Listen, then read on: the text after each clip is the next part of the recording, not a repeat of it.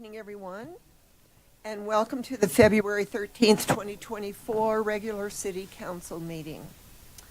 I'd now like, I'm sorry, I already said that.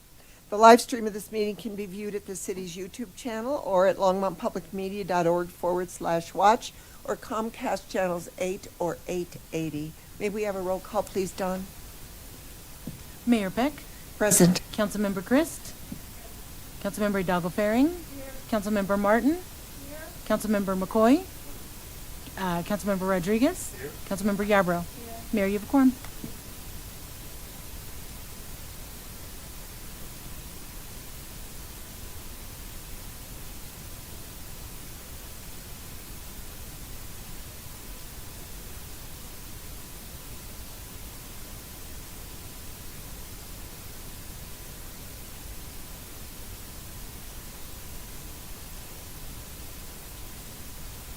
As a reminder to the public, the rules for providing public comment are as follows. Each speaker must give their name and address and is limited to 3 minutes. Only Longmont residents and employees of the City of Longmont may speak during first call public invited to be heard, and you must sign up on the list prior to the start of this meeting. Persons wishing to speak on a specific second reading or public hearing item are asked to add their name to the speaker list for that specific item prior to the start of the meeting. Anyone may speak, and no sign-up is required to speak during final call, public invited to be heard. May I have a motion to approve the January 23rd minutes?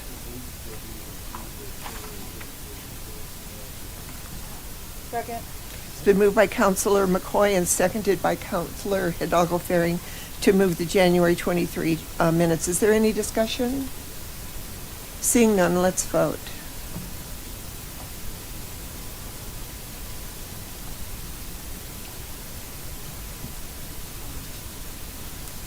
How do you?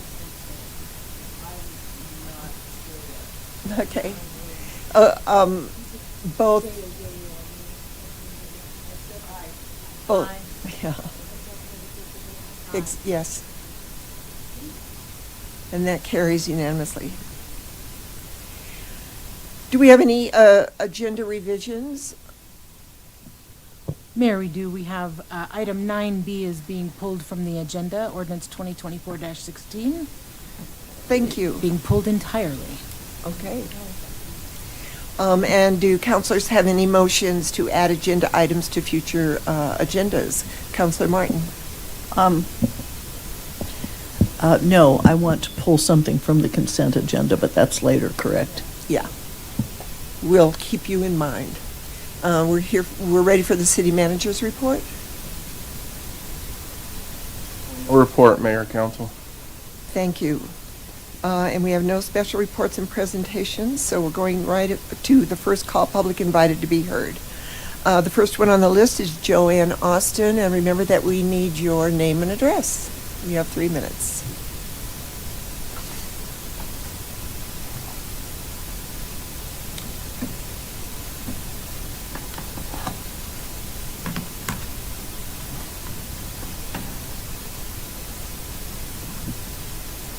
Good job. Can you pull that microphone closer to you, Joanne?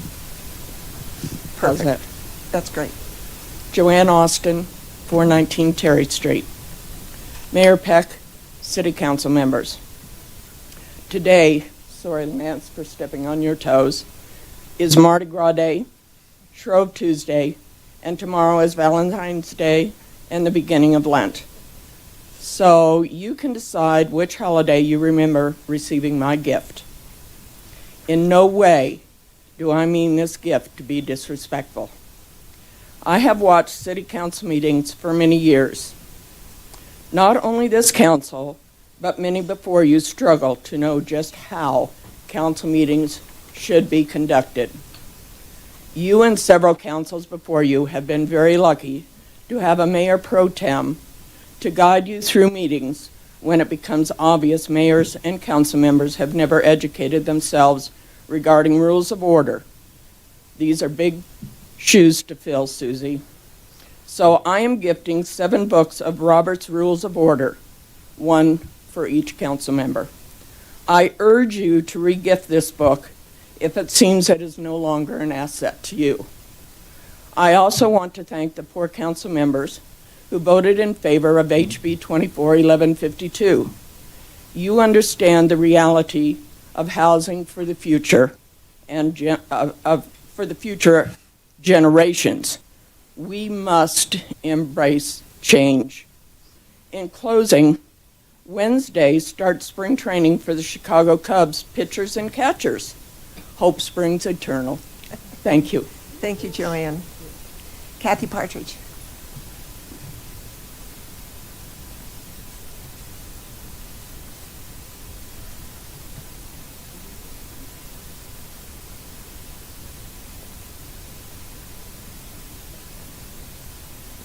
Hello, I'm Kathy Partridge. I live at 2719 Denver Avenue here in Longmont. And I'm here this evening on behalf of the East County Housing Opportunity Coalition, known as ECHO, and Together Colorado. And we are urging the council's support for HB 241098, which is for-cause eviction. In Longmont, we believe in taking care of our community so everyone, no matter the color of their skin, what language we speak, or how much is in our wallet, can thrive. Housing for all is a council priority. And Longmont has been an out-front example to other communities in the state when it comes to taking care of fellow residents' housing needs, including putting time, effort, and dollars into creating more affordable housing. In addition to increasing housing options, we believe that more should be done to help keeping people housed. For-cause eviction legislation would give Coloradans, including our Longmont neighbors, a greater sense of housing security and a safe and stable place to call home. We know that stable housing is key to mental health and learning for children. HB 1098 seeks to guard against actions by bad actor landlords who unnecessarily disrupt that stability. This bill will not remove any measures currently in law that allow a landlord to evict a tenant if a tenant violates their lease, such as non-payment of rent, health and safety violations, or not carrying lease violations. It also allows landlords to not renew a lease if the landlord or their family member plan to move into the unit. The unit is to be sold, or significant renovations or demolition is needed. This should give the landlord, including Longmont Housing Authority, the protections they need to safeguard their property. In preparing for this bill, we heard countless stories of landlords who discriminated against tenants based on their race, for complaining about uninhabitable conditions of their housing, and for other reasons, like they wanted to rent the unit to a third party. In particular, post-Marshall Fire, we saw a lot of lease terminations for complaints about smoke and ash damage. Our families deserve better than this. HB 1099 is somewhat revolutionary in that it shifts the burden to the landlord to be able to document reasons not to rent to someone, instead of a burden on the tenant to find a new home when the landlord decides capriciously they no longer want to rent to them. If we are serious about keeping people housed, which is much cheaper than building new housing, Longmont should support HB 1098. East County Housing Opportunity Coalition and Together Colorado strongly urge the council to support HB 1098. Thank you. Thank you, Kathy. Gary Hodges.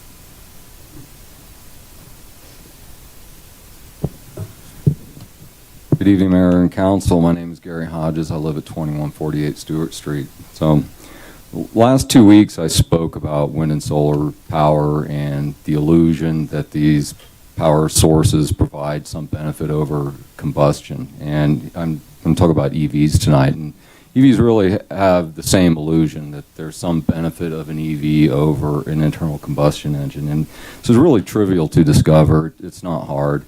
You can dig into the literature if you want, and you'll find a lot of that's out there. And across the board, they use really optimistic projections.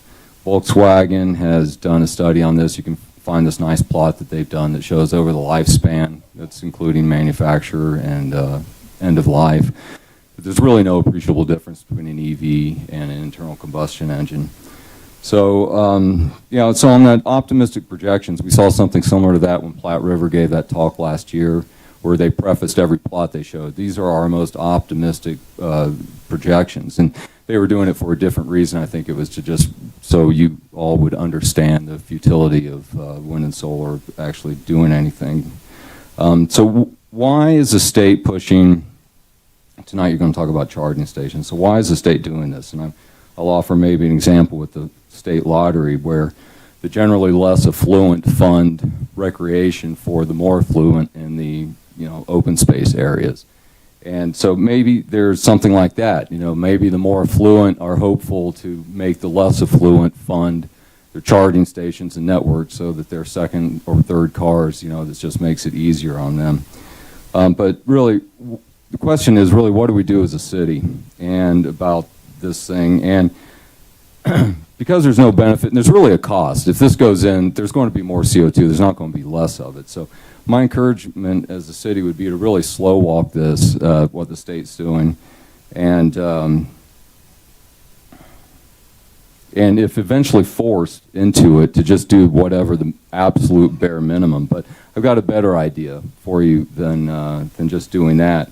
And that's for our city to be bold, to take some really bold action right now and write a letter, call to the state, and take a stand and say, we're really unwilling to do this because it's not a good idea. It's actually worse. It's a worse outcome than it's intended to produce. And so it's let's take a stand for the less affluent in our city, and let's take a stand for the environment and push back on this and push back on it as hard as we can.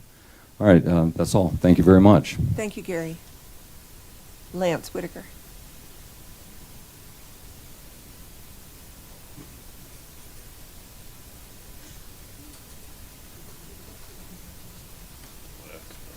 I got a little ammo still left. My name's Lance Whitaker. My birthday's on Saturday, so you can all mail my packages to 1750 Collier Street. Today is also Galentine's Day. I have something in my pocket, so you need to know what day it is today in order to know what's in my pocket. It's also National Cheddar Day. It's also National Pancake Day and National Tortellini Day. It is also Fat Tuesday. So, as you can imagine, I have beads in my pocket today. I'd like to talk a little bit about electromagnetic fields today. I know there's a lot of residents that are worried about electromagnetic fields on the meters. And I just want to make sure you all know that while science does not know a lot about electromagnetic fields, we do know they exist and we can measure them. So, we can measure the amount of electromagnetic fields that are around those meters to ensure the public that they put off very little. We can also measure radio frequencies, ultraviolet waves, and all other things, and graviton waves and everything else. But to ensure the public on the electromagnetic field that surrounds our meters, we should just write it and just get the meter, turn it on, get the electromagnetic field, and just display it, because they are very little. There's not much electromagnetic field around your meters. Thank you. Have a good day. Thank you, Lance.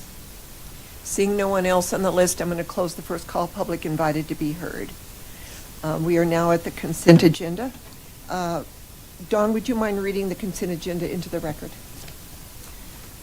Absolutely, Mayor Peck. The ordinances on tonight's consent agenda will be on second reading and public hearing on February 27th, 2024.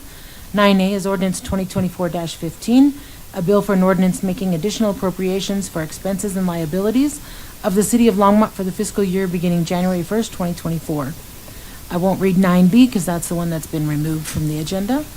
9C is ordinance 2024-17, a bill for an ordinance amending Chapter 15.05, Section 15.05.080 of the Longmont Municipal Code concerning electric vehicle parking infrastructure, development standards, and amending Chapter 15.10, Section 15.10.020.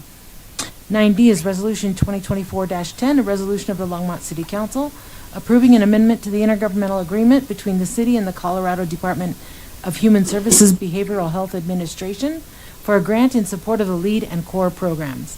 And 9E is Resolution 2024-11, a resolution of the Longmont City Council approving the memorandum of understanding between the City of Longmont Department of Public Safety and the Douglas County Sheriff's Office regarding shared access to and use of the Rook Armored Critical Incident Vehicle. Thank you, Dawn. Does anyone want to pull items from this agenda? Councilor Martin? Thank you, Mayor Peck. Yes, I would like to pull items C and E from the consent agenda. Okay, and would you move the agenda then?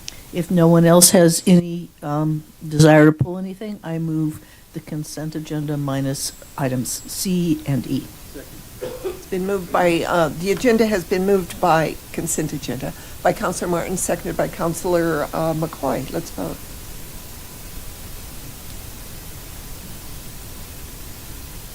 And that passes unanimously. We are now at the ordinances on the second reading and public hearings on any matter. The first item is a public hearing for an appeal of denial of Certificate of Appropriateness and Certificate of Hardship by Historic Preservation Commission regarding proposed window replacement at 545 Collier Street, tabled and continued on December 19th, 2023 to February 13th, 2024. And we have Planner Jennifer Hewitt-Epperson for a presentation.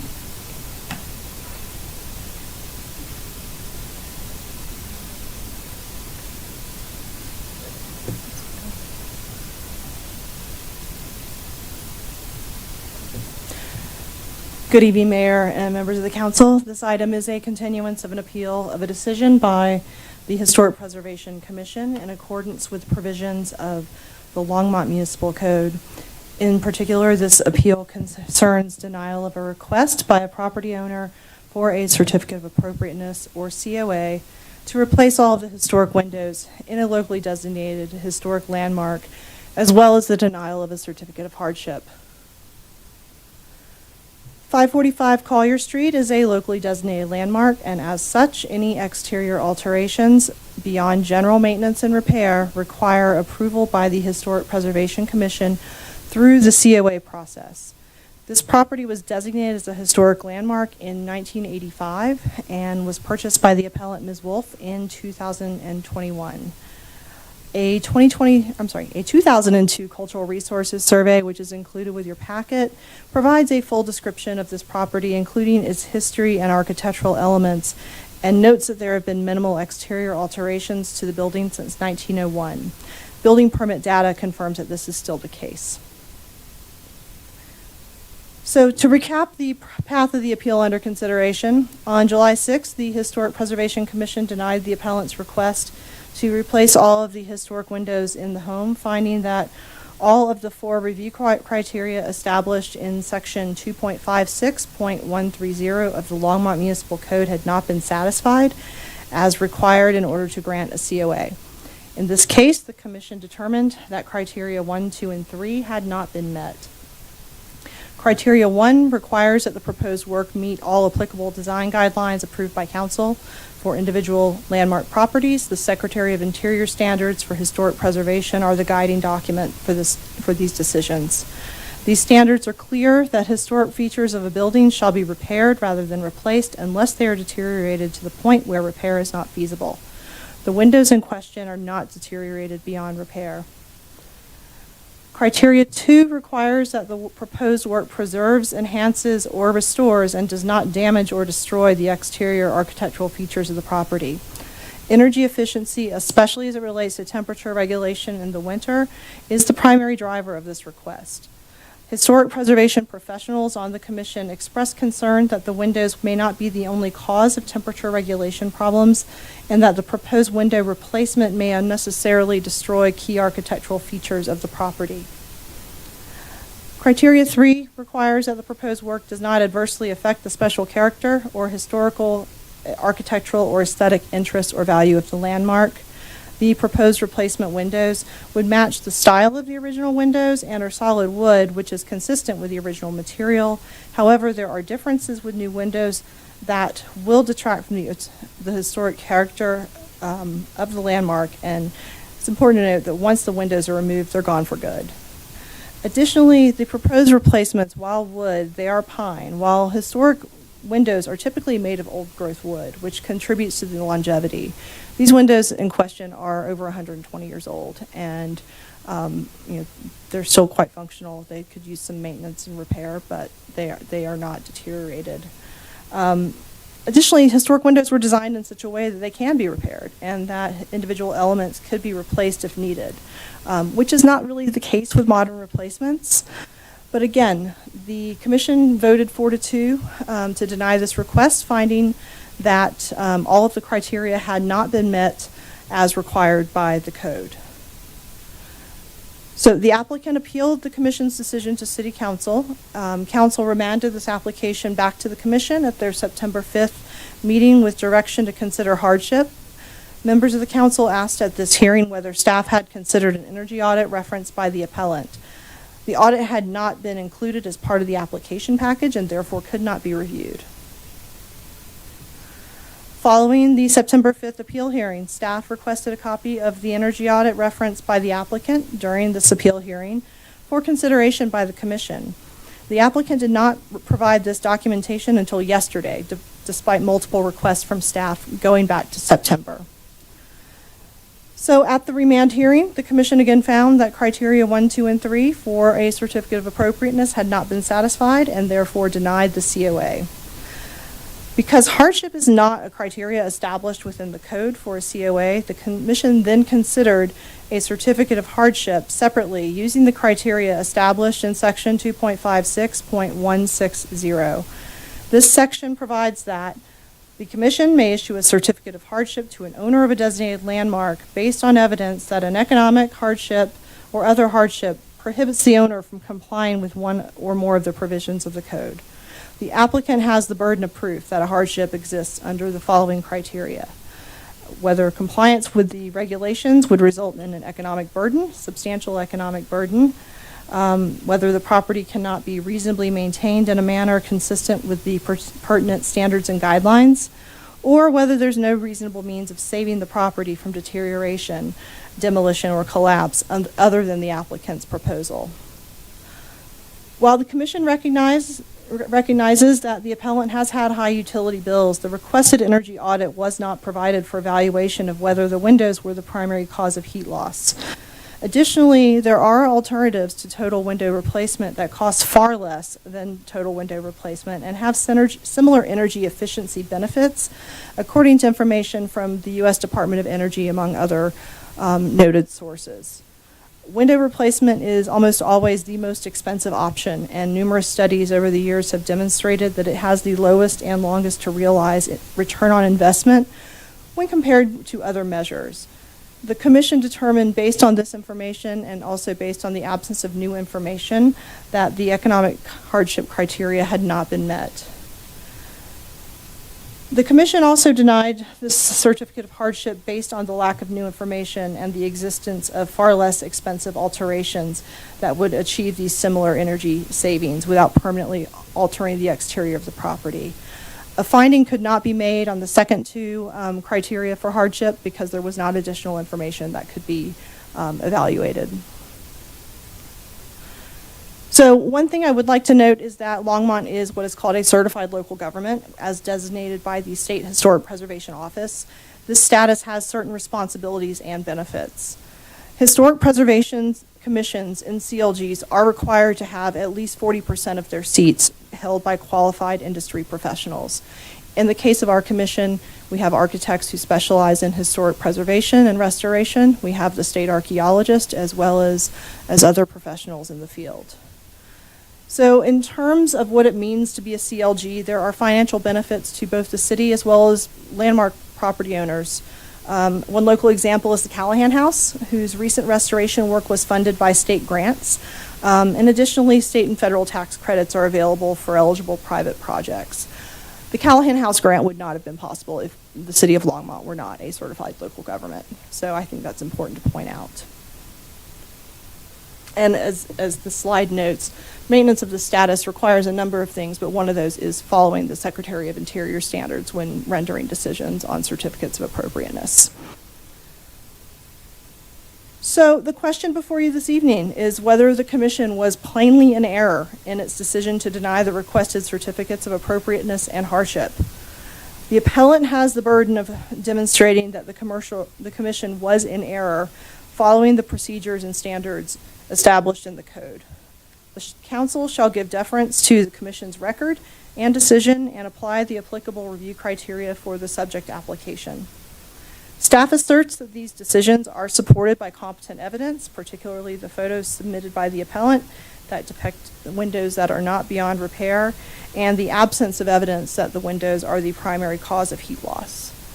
Additionally, the decision is consistent with the established review criteria for both certificates of appropriateness and hardship. And finally, the Commission is clearly empowered by the code to review and make these decisions regarding certificates of appropriateness and hardship. So finally, Council has 4 options this evening. You can either uphold first you could uphold the Historic Preservation Commission's decisions relating to both the certificates of appropriateness and hardship.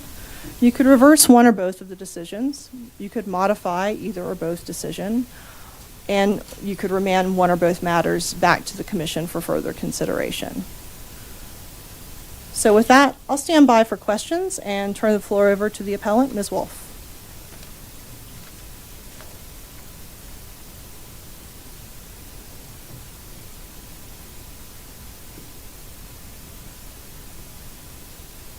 Hi, good evening. Thank you for your flexibility in hearing this, as I was not able to be here last time we were scheduled, so I really appreciate that. Thank you for continuing this. Let me pull up my notes, because I will be reading, because I hate speaking in front of people, so, and now it's permanently recorded and on the internet, so we'll see how this goes. So one thing that I did want to address before I start with the statement that I've put together is that there has been significant alteration to the home since 1901. There was a 250 square foot addition built off the back of the home unpermitted in the 1950s. And it's on the west side of the property. It's plainly obvious. So I just wanted to let that stand corrected. So a couple of things. It took me a while to dig this stuff up because this is not my job. I'm in marketing, so I don't do ordinances and laws, and so it took me a little while to dig it up. But here are some things that I think are pertinent that maybe you might like to consider. Under other hardship, and I'd also like to note that the Commission inappropriately applied this standard by implying that both prongs must be met, and not voting on them individually, when in fact the ordinances says only one is required to be met. But under other hardship, it states that it cannot be reasonably maintained in a manner consistent with pertinent architectural standards or guidelines, or no reasonable means of saving the property from deterioration, demolition, or collapse other than the applicant's proposal exists. Okay, and then just a couple of other little points here. I don't even know how to read this. Under Chapter 2.56.010.B.2, okay, sorry about that, of the Longmont Municipal Code, the purpose of the ordinance creating the Historic Preservation Commission is to create a method to inform but not to limit or constrain the council in the exercise of its legislative discretion in drawing a reasonable balance between private property rights and the public's interest in preserving unique historic character. Based on the amount spent so far on on the home and the measures that have been suggested to me by the commission, which I'll go into detail about later. That's why I bring up the reasonability aspect of it. I'd also like to note that, in my opinion, the commission exceeded its authority under the Longmont Municipal Code when it adopted the Secretary of Interior standards in the absence of design guidelines for this historic district. And under the same chapter, but 8.2, should I read the whole thing? The whole number? Does it matter? 2.56.010.8.2 of the Longmont Municipal Code, the council must observe the will of Longmont citizens as expressed in section 4.3 of the Longmont Municipal Chapter, pursuant to which every act establishing any rule or regulation for the violation of which a penalty is imposed or placing any burden upon or limiting the use of private property shall be by ordinance. By the commission's own admission, no design guidelines have been adopted for this historic neighborhood. Under the Longmont Municipal Code 2.56.020, design guidelines means a document adopted by council regulating alterations to a designated landmark or properties within a designated historic district. The Historic Commission may not implement design guidelines that have not been adopted by council, as this is a violation of both 2.56020 of the code and 4.3 of the city charter. All right, I'm done with the stuff I barely understand. And now I'm just going to tell you about the situation as I see it. I've spent over a year trying to take measures to satisfy this situation and the commission specifically, and over 2 years trying to remedy and improve the temperatures in my home. Due to timing delays from contractors, grant applications, and other challenges, along with implementing commission recommendations that have not improved the situation as of 2 weeks ago. My kids are now going through their third winter in a home without sufficient heat. I've spent $71,000 replacing HVAC, getting energy assessments, installing storm windows, reglazing windows, installing insulation, installing doors to crawl space so that it can, stay insulated. And lots of other things that I kind of did on my own that really don't add to that number, but they do add to the time spent and the energy spent trying to do this the way that it is suggested to me by the commission. But the situation is still not improved. The hardship application requires that the property cannot be reasonably maintained in a manner consistent with pertinent architectural standards and guidelines. It does not require that every possible measure be taken at all costs. How many years does this commission deem reasonable for my kids to continue living in these conditions? 4? 10? I love this house. I intend to stay there. And it could go on in perpetuity. All in hopes of repairing some deteriorated windows, which I think are deteriorated, but apparently that's up for debate, for which this commission has admitted there is an adequate replacement plan. Despite spending large sums of money to comply with the various remedial measures recommended by the commission, the temperature condition in the house is not improved enough to render it reasonably habitable for me and my kids. Sorry, I lost my place because I got emotional.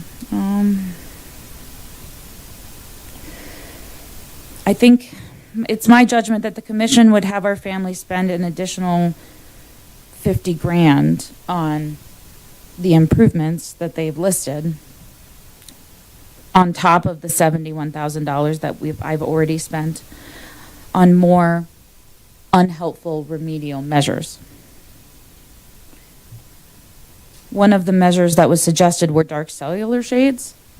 I don't think anyone wants to live in the dark 6 months out of the year, so I don't think that's reasonable. And they want me to do all of this before financing $46,000 in wood, comparable design, custom windows that will keep my house warm. They've already stated that it's adequate. This plan is adequate on the record. So is this really drawing a reasonable balance between private property rights and the public's interest in preserving windows. Is it reasonable to make this the only way that I can save my children from living and sleeping in 40-degree temperatures inside my home on the coldest nights? And it's no small thing that due to climate change, temperatures are more extreme now, and they're not turning around. In my opinion, this is not a reasonable solution for a home, and I don't think anyone here would be very happy with living under these conditions either. So that's the basis by which I'd like the council, though the questions were very neatly laid out for you, and the matters to be considered were very precisely worded. I'd like for you to perhaps consider the reasonability of this. I did submit a whole packet of papers yesterday. I didn't really expect for them to factor into any presentations, but it just took me that long to get it all together. Okay, hold on one second. Let me make sure I got everything. Oh, and I did want to add one thing. I've been engaging with one of the vendors that is on the new and improved Historic Colorado vendors list. And surprisingly, for the first time, I got a reaction. I got a call back. It was actually the recommendation from the chairman of the commission, so I imagine the referral went some way. And I had them in my home yesterday and talked at great length with Terry Schmidt at, I will find the name of the company. It is on that list, but it's not readily available. I'm not going to make you stand around and watch me look through my email. And he said that storm windows and operationability repair are a good step in the right direction, and they will approach the efficiency of double pane windows, but they will never be the same. They will never be the same. And that's from a historic preservation professional from a company that has been doing this for 25 years. So that's it. That's all I got. Should I sit for questions and come up if you have any? Let me open this up to council first and to see if they have any questions or comments. Remembering can you bring up that last slide that you had as to the 4 decisions that we need to make? One of them. So I'll open up to council for discussion. Councilor Christ. Did Terry Schmidt mention whether the windows were repairable? They are, yeah. Okay. Have they ever been operable? No, not since I lived there, and especially not now because I've caulked them all because I was desperate. It was cold. And can he repair them to the point of being operable? Yes. Okay. Now, let's see. Somewhere in the package you mentioned that there was the prior owners had baseboard heat and also standalone heaters in each room. Yeah. Yeah. So that seems to indicate that they were also having trouble maintaining a temperature in the house. Yeah, that's how it appeared to me. But that's just an observation on my part. But yeah. Okay. And you got some help from Efficiency Works? Yes. Yeah, I did. Did you have to qualify for that? I did. Yes. So you're under 80% AMI for the county. Okay. Yeah. All right. Does anyone else have some add-on questions? Councilor Martin. Yes, this is just a logistical question. I have also lived in a house of comparable age that first tried to have baseboard heating. And so I do know that it doesn't work for an old house with high ceilings and stuff. And so, but you have already replaced that with a forced air gas furnace? Yeah, I have 2 actually. I have one upstairs and one downstairs. They run at full capacity all winter, despite the lower temperatures inside. Okay. The question I have is, I also have had home energy assessments, and when I got a home energy assessment, I got one machine-readable, emailable PDF document. Mhm. And so I don't understand why it took many months to provide that document to the commission for review. Yeah, well, mostly because initially I was under the impression that we were exploring economic hardship. And so what I didn't want to have happen, and this is probably more of an indicator of my deteriorated sense of trust in the commission's judgment, but I didn't want to hand over an unfiltered list of things they could tell me to go do and spend tens of thousands of dollars on before they let me replace the windows. It didn't seem... I tried to take the economic hardship tack. I stated and was willing to provide documentation for the fact that I had qualified for assistance from Efficiency Works, therefore avoiding the need to enter my personal financials into public record forever and ever, but also answering the question of economic hardship. And so why it took that long? Well, one, the reason I just explained, lack of trust and the fact that I thought we were doing an economic hardship hearing. But also, when Efficiency Works does an assessment with the intention of doing some of the work themselves and financing that, they do not send you that energy assessment. I've spent more time on the phone than I'd like to admit with the state, questioning the reasonableness or the ethics behind not disclosing the assessment of my own home with me before recommending improvements, but they do not release that information. So I was waiting for that for the resolution to that second situation before I turned anything in. Okay, I'm confused because I thought initially you said you did receive that. I've had two. I've had two energy assessments. Well, I've actually had three. The first one I had done a while back, and the guy was there the day I had to put my dog to sleep, and I kind of lost track of the details, and I couldn't find that assessment anywhere. So I had another one. Fall of last year, I paid for that one. And then I found out that Efficiency Works had this program where they would fund the work, but only if I had them come back out and do the same assessment again with a few extra questions tacked on. I did not know until literally 3 days ago that I didn't have access to that assessment. I've been kind of chasing people in circles trying to get it. And I just got a straight answer a few days ago. Okay, thank you. Yeah, sorry if that was unclear. But.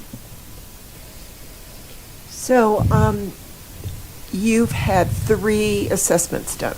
Yes, yeah. Did you give any of them to the commission? They just wanted one. Yeah, so I don't have the first one. Like I said, I lost track of those details. I don't have the third one because I'm, by law, not allowed. And then, yeah, the second one I delivered yesterday. I apologize for my lateness.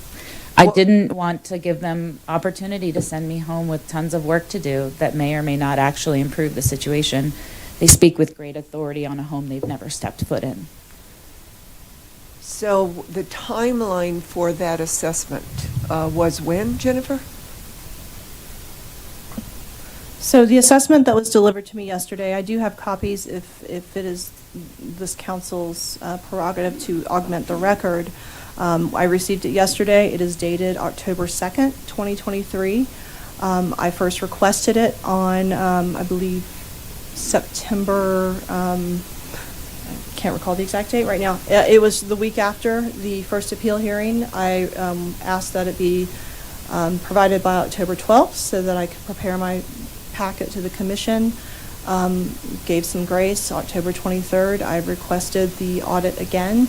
Did not receive it. Received a response that I was not that the applicant would not be supplying the audit to staff and to the commission. I will say that one of the primary reasons for requesting the audit actually goes to the question of economics, because there are very cost-effective options out there that will have energy benefits. Plus, the commission, who are professionals and do this work for a living, wanted to be sure that the windows were actually the cause of the problem. In the absence of this audit, they could not determine that the windows were the cause of this problem. And in looking through the audit, it's pretty clear. They say windows and doors are rarely recommended for improvement due to high cost, or for replacement due to high cost. Thermal blinds are recommended. I can tell you I have them myself throughout my house. I have light filtering ones. It is not dark at all. But they are a very cost-effective solution for maintaining thermal regulation. But the issue is the commission could not determine whether window replacement, which is the vast majority of the time the economics question. So my other question is, you have said, Ms. Wolf, that because the prior owner had space heaters and had some other heating, I guess, solutions that they were doing. Mm-hmm. So did that ever come up to the historic commission with the previous owner? I know that you weren't here, Jennifer, I but- could not find any records of any certificates of appropriateness or anything with the previous owner. One thing to note is that the commission does not get involved with interior renovations or interior improvements unless if there are certain tax credits being requested, and typically that's when you get into more of the federal tax credits, and those are for more commercial properties. So that did not come up. It was pointed out by a number of the commissioners that while baseboard heating, from an efficiency standpoint isn't ideal, much like radiator heat in older homes, the way our chair described it is it effectively creates kind of a heat curtain over the windows. So it can keep the house, quite warm, but again, recognizing from a modern standpoint, it may not be the best option. However, there are, historic reasons why that was done. I'd also like to take issue with one comment about there was a contractor that our chair recommended. He didn't recommend them. It was the contractor who did the work on the Callahan house. And it was just hey, they may have time, why don't you give them a call too? Because they are one of the few specialists in historic restoration, and they've actually done work for the city, for city properties before. So there wasn't any sort of quid pro quo. It was strictly hey, I know this group does this work. You should maybe reach out to them in addition to the other folks on this list. And they've always been on the contractor list from History Colorado, from what I recall. Just as a note there, actually the chairman said on the record that he spoke to the contractors about doing small jobs in reference to my home, and said that he liked to do small jobs between larger jobs. It was more getting at general availability, because the applicant had indicated that there was difficulty finding people to do work. It was not a recommendation, per se. To me, that isn't an important point. Yeah. I mean, I get it. It was somebody that restored historical places, and good for you for talking to them. So we have to decide what our recommendation is going to be, and I would like to hear from all of you. Councilor Yarbrough, do you have any input on what you would? Oh, I didn't see it. I guess you do. Thank you, Mayor. This is, of course, this is not my wheelhouse as far as historic preservation. I do believe that they do have professionals, and that's why there's a commission. And I did want to make sure that you had every opportunity to be able to appeal and see what you could do, anything they could bring to you so that you can accommodate their request so that they can help you in any way possible. I don't understand the part about waiting, I don't know if there was a fear, like you said, for them to ask more money, that they will be asking you to do more things with the property. But at the same time, if they needed that information, you were going to come back to us anyway. So we could have heard your, just like we're listening to you now. It is important for you to follow and submit whatever it is that they're asking for so that we can make a really sound decision, making sure you followed everything that they asked you and provided everything that they needed to make a solid decision. And so for me, I have a hard time I can't really go against them with anything because they were waiting on that information for you to see if there was an economic hardship. Jennifer, now that you have that information, have you reviewed it and looked to see if there was an economic hardship? So I did read through the energy assessment that was submitted, that was conducted in October, and it's pretty clear. They don't recommend replacing windows because they're so expensive. And in the quote that was submitted by the applicant, it was a $43,000 quote. When you layer different options that are less expensive, say you do the thermal shades, you do the storm windows, you do some heavier curtains, you will get, and also the biggest thing the energy assessment stated was that the need to do insulation in the house and to seal air cracks, and as being the biggest bang for the buck projects to do, which confirmed a lot of what the commission suspected and what their initial thoughts were, and that's why they wanted to see this information, because they wanted documentation that the windows were the problem. The windows may be a problem, but they aren't the only problem, and there are steps that can be taken to mitigate them.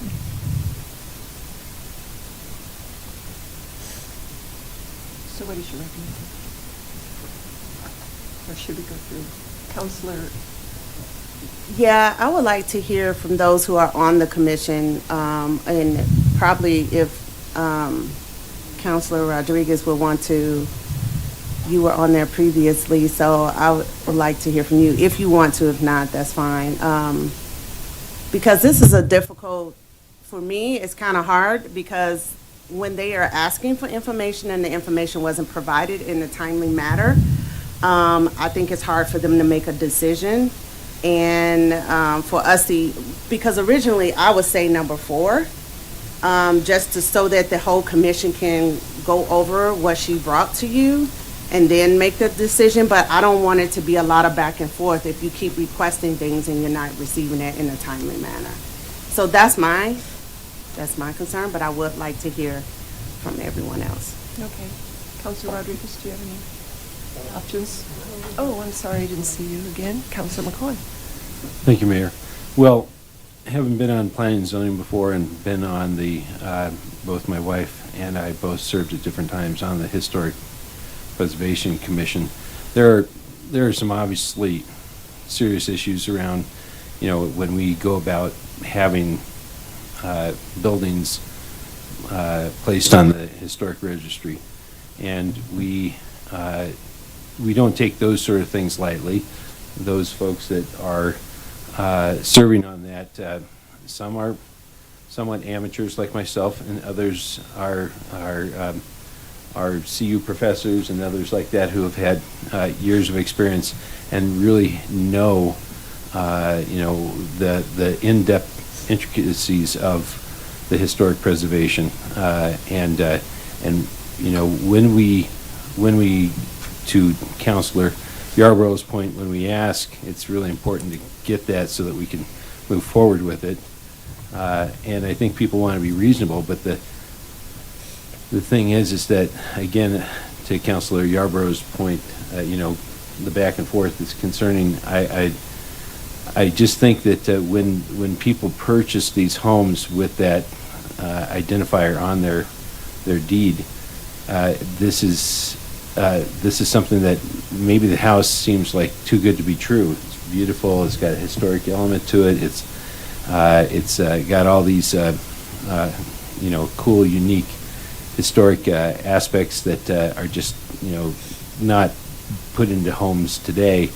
But they do, having grown up in an old home that had windows that didn't always seal right because they were so old. In the old part of town, I can understand that that's a problem, but it's especially if it's been put on the registry, now we've got a problem with that, and that's why it takes a special sort of situation to get into something like that. It's not easy when to be in our position to feel like we're pushing this down your throat. Nobody wants to do that. But in the other sense, I think everybody would like to make sure that we don't open up a whole can of worms in regards to now people saying, hey, by the way, I have the same situation. These old homes are drafty and they have poor windows, but there are some serious fixes like the total replacement. And then there are some fixes that can keep the character, and that's the price of a house that's on the historical registry, that you have to keep it in the similar sort of character. So I think that we're kind of in this circular sort of pattern, and I think we're going to just have to break it. And unfortunately, I think it's not going to be land on your side. I would not like that to be the case, but I don't see how we can keep going in sending it back to the historic preservation and come out with what it looks like it's the same results. So I don't know where to go from here other than to deny.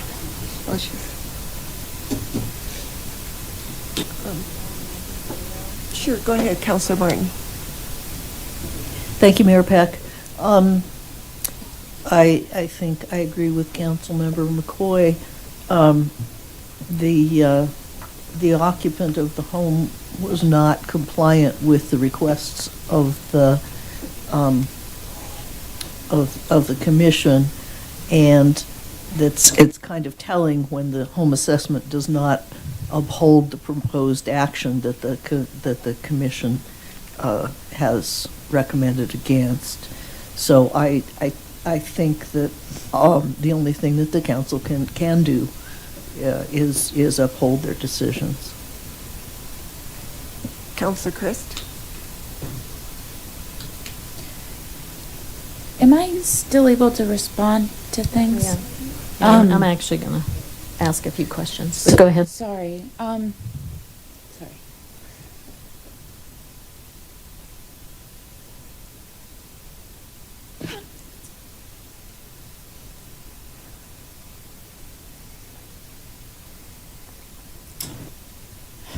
So, energy assessment aside, that was an error in judgment.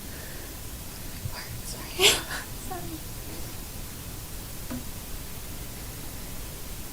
Well, maybe something you could share is why are you going for window replacement rather than supposedly less expensive opportunities? Does it have to do with financing? Well, so I've done some of the less expensive stuff. I've had the gaps and cracks filled on the outside of the house. I have clear caulked everywhere around the exterior walls at the baseboard, which when they did the blower door test was a big source of air movement. I purchased the Indo windows that the commission suggested. That was $9,000. Sorry. And those are the storm windows that cover on the inside. And it was still in Fort Stewart. Yeah. Did Mr. Schmidt, does he have time to work on your windows? And how much would that cost? Yeah, they've been really kind and responsive. They do have time, which the timing could not be more bizarre because I spent literally the better part of a year calling and not getting calls back. But But yes, they have time. They said that exterior storm windows, which are kind of irrelevant at this point because I bought the Indos, would run about $500 a window, and that was just an eyeball estimate. I have not actually received a hard estimate from them because it was just a couple days ago that I got them to the house. It takes time to get people out. Yeah, and the operationability improvements that the commission suggested, they're available to do the work. I don't know how much it's going to cost. So, Okay. And that's something that could be financed through a home equity loan? because it's a permanent fixture Yeah. of the home, yeah, the window operation, I imagine. I'm using my logic here and extending it to this, but I think it can be. Okay. Remind me how many windows you have? 18. All weird sizes.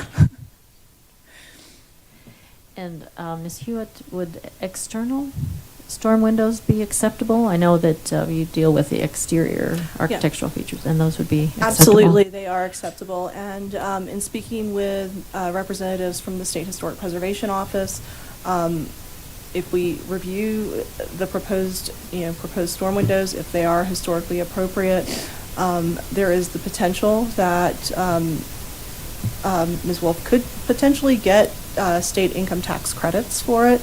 There is a minimum project cost of $5,000, and then there's, I think, a 20 or 25% tax credit that is potentially available, but they would need to be determined to be historically correct or historically appropriate.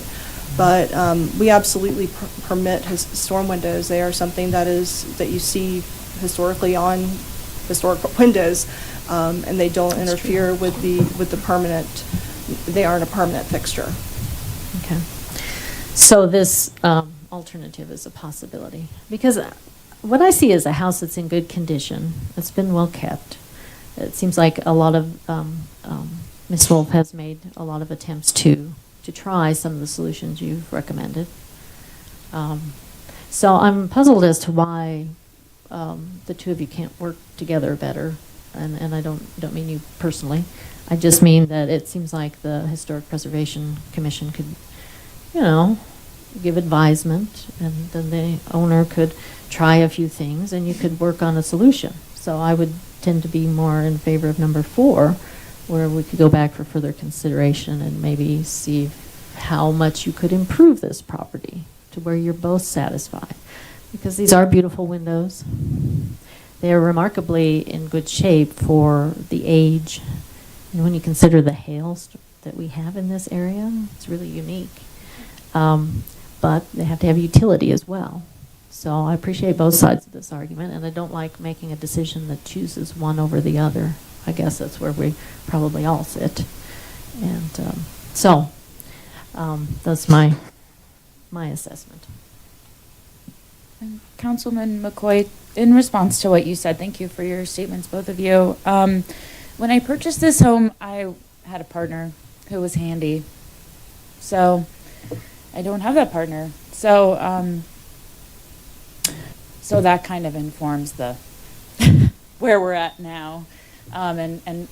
Unfortunately, with all of the publicity around this, I probably could not sell that house to most people, because they'll know that they can't replace the windows, even if I wanted to sell it. So, yeah. But I appreciate your unique perspective. Thank you, both of you. Councilmember Dalcofer, do you have any comments?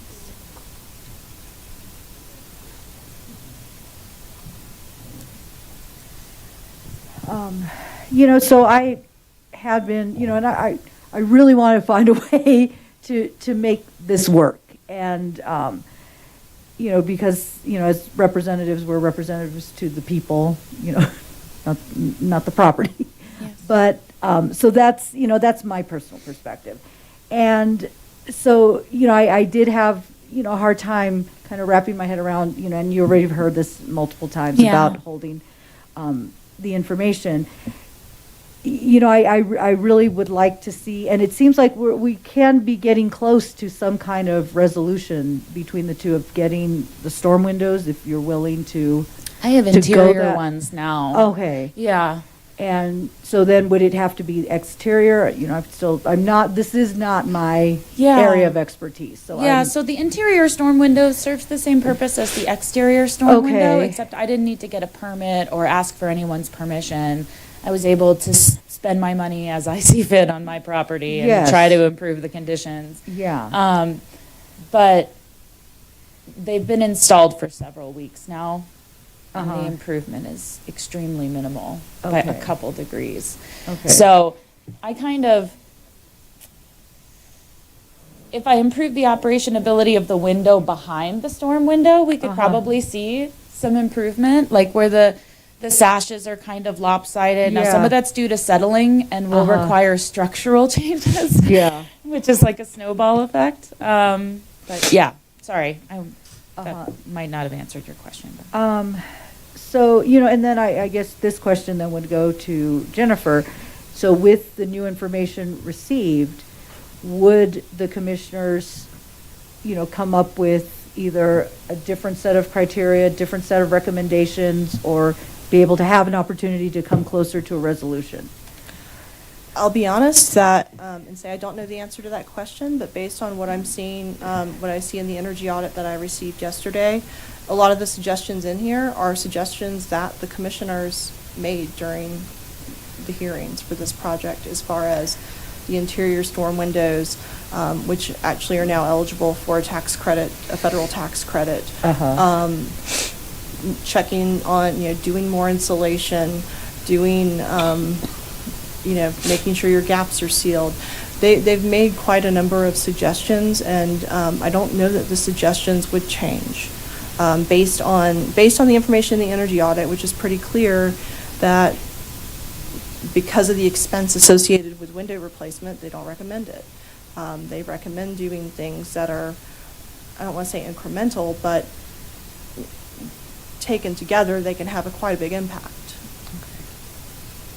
In regards to the energy assessment, when I had the folks to my house, I hadn't done any of the fixative measures that the commission had suggested. That was back in October. I was still working on getting vendors out and getting the funding lined up with Efficiency Works. I really, really wish I had access to that other assessment, but it is literally against the rules for me to see it, as frustrating as that is.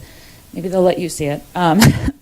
But when the man, Robert White, the assessor, was at my house, I let him know about the situation. I let him know that the windows were a non-starter and that I needed solutions that I could do myself and immediately, because I was staring winter down. This was literally that council meeting where you said winter is coming. Yeah. And so I panicked, and probably that's what informed my fear-based decision in not sharing that information. But I asked them specifically not to talk about the windows. However, if you look at the blower door images, you'll see that the windows are bright red because there's air coming through them. So the other stuff's been done. So. Okay. Anyone else want to comment here?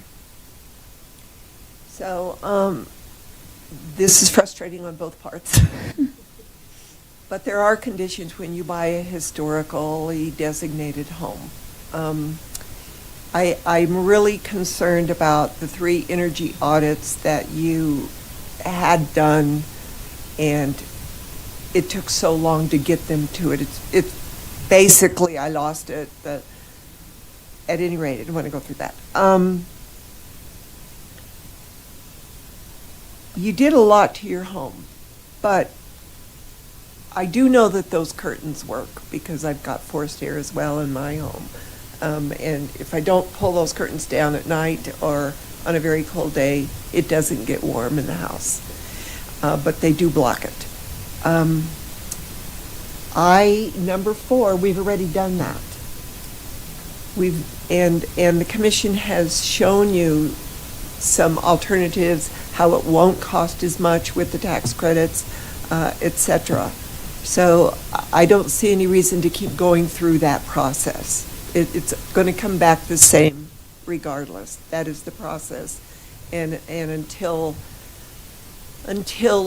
all the recommendations or the most extreme recommendations that they make, like the window coverings, et cetera, are done, you have options. And I don't know what else to say, so I am going to do number one, uphold their certificates of appropriateness and hardship. May I ask a clarifying question? Maybe, Sure. maybe Jennifer has the answer. Do the window coverings do something that interior storm windows don't? I have no idea. They're insulation. They're layers of insulation. I can tell you from my own personal experience, much like Mayor Peck, I have them in my own house, and I have both light filtering ones and blackouts, but the light filtering ones let in quite a bit of light, and you can definitely tell a difference on cold days when they're open and they're closed. It's a layer of, it's insulation is what it is, so. Especially if you get the ones that are double, that have the holes in each, because the radiant heat from the window heats that air within those pockets, and that is a barrier. So I'm going to go with number one. Any other? I need some.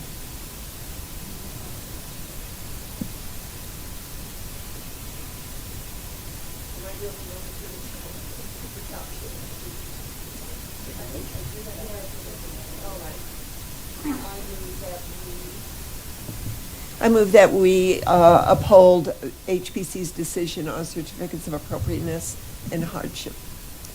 So it's been seconded by Councilor Martin. Any other discussion? Seeing none, let's vote.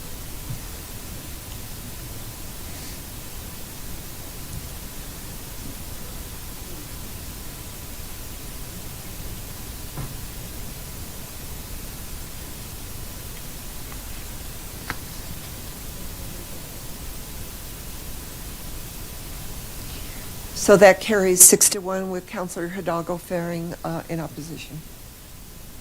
Thank you. The second one on our second reading is R 2024-12, a resolution. Pardon? Okay. I'm sorry, I thought it was, all right, we are now on where are we? Yes, we are.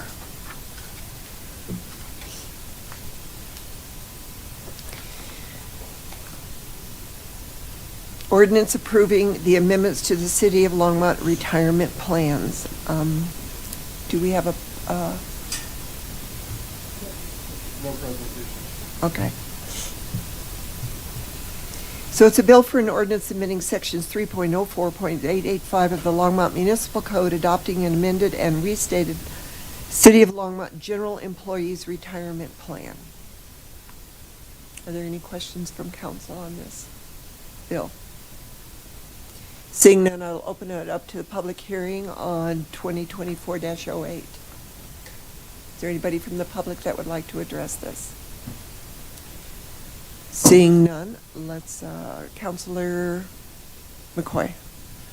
I move ordinance 2024-08. It's been moved by Councilor McCoy, seconded by Councilor Christ. Let's vote.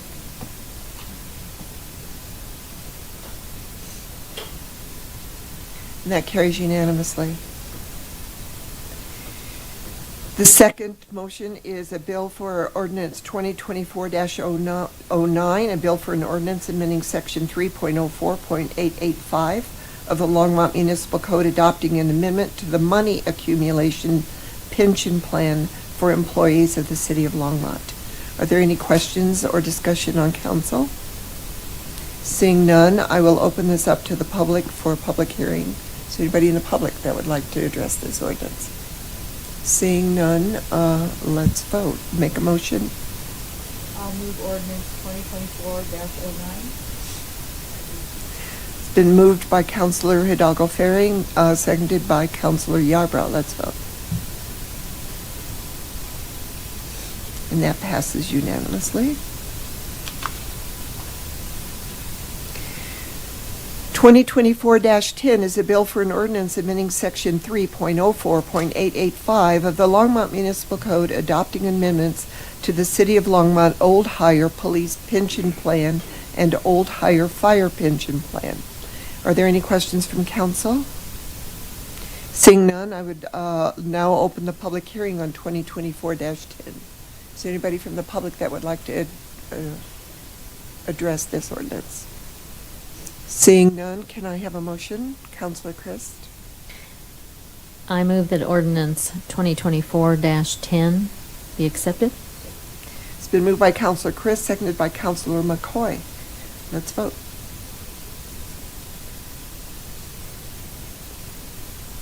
And that passes unanimously.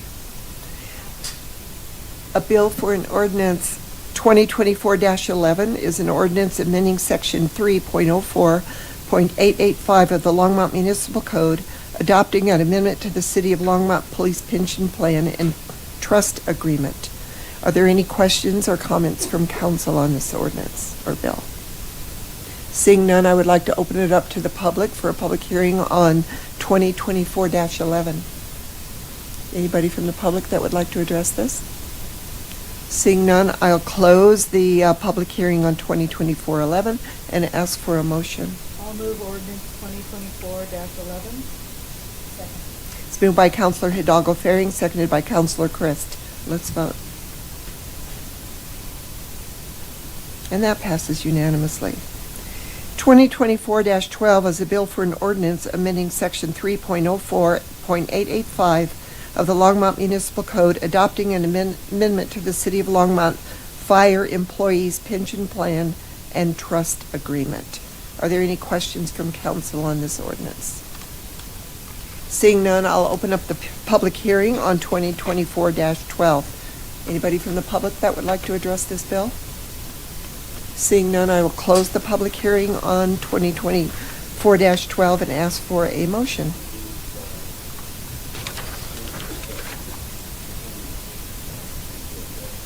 Second. It's been moved by Councilor McCoy, seconded by Councilor Hidalgo Faring. Let's vote.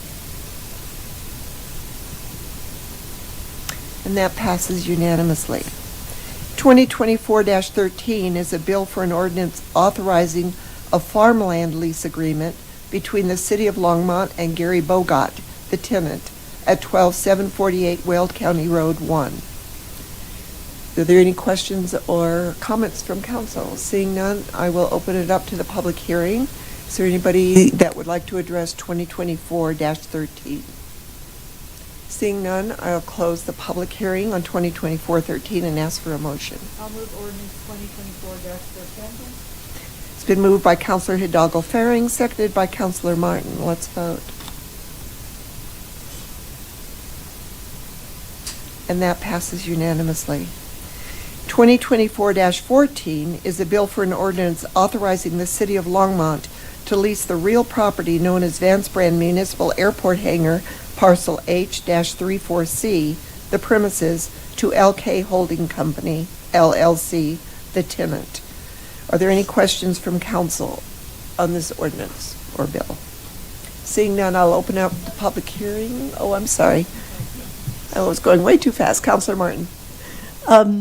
Yes, I am, just want to ask a hangar lease question that I've recently heard some contrarian information about. Does this tenant actually keep an airplane in this hangar?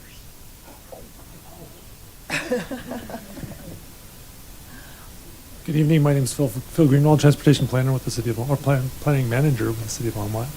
And I believe he does have a hangar, or he's selling it to somebody who will own a hangar in this, or own a plane in this hangar, sorry. Own a plane? Yes. Okay. Sorry. All right, that's all I wanted to know. Thank you. Okay, thank you. Councilor McCoy. So, correct me if I'm wrong, the individual here is selling it to somebody that owns a plane? Correct. Okay. Just checking to make sure that I heard that. Yes, sorry, thank you. Thank you. I don't see any other questions in the queue from councilors. Is there anybody in the public that would like to address this ordinance? Seeing none, I will close the public hearing on 2024-14. Can I have a motion?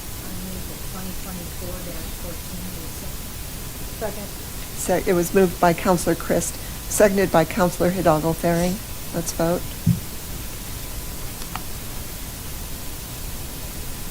That passes unanimously. So that is all that we have on the second reading, but we need to go back to the consent agenda. Counselor Martin removed items C and E. Counselor Martin. Thank you, Mayor Peck. I approve of electric vehicle parking in general, and I found myself a little bit confused about how the terms of the ordinance would operate in practice, so I just have a question. We have discussion and direction to council about land use in specific making further changing to our parking requirements for new buildings in general.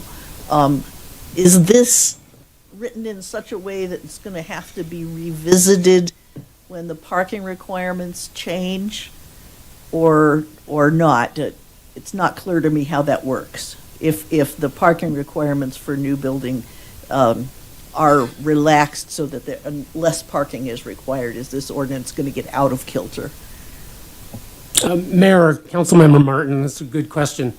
So the way the state law reads is that the EV requirement is a function of the actual amount of parking that's provided. Mm-hmm. So for any new development, however many spaces they do provide, then a subset of those will have to be electric vehicle. And you may recall from the last time that there was a percentage of the amount of infrastructure. There were 4 different levels of infrastructure that would be required for developments of 10 or more units for multifamily developments.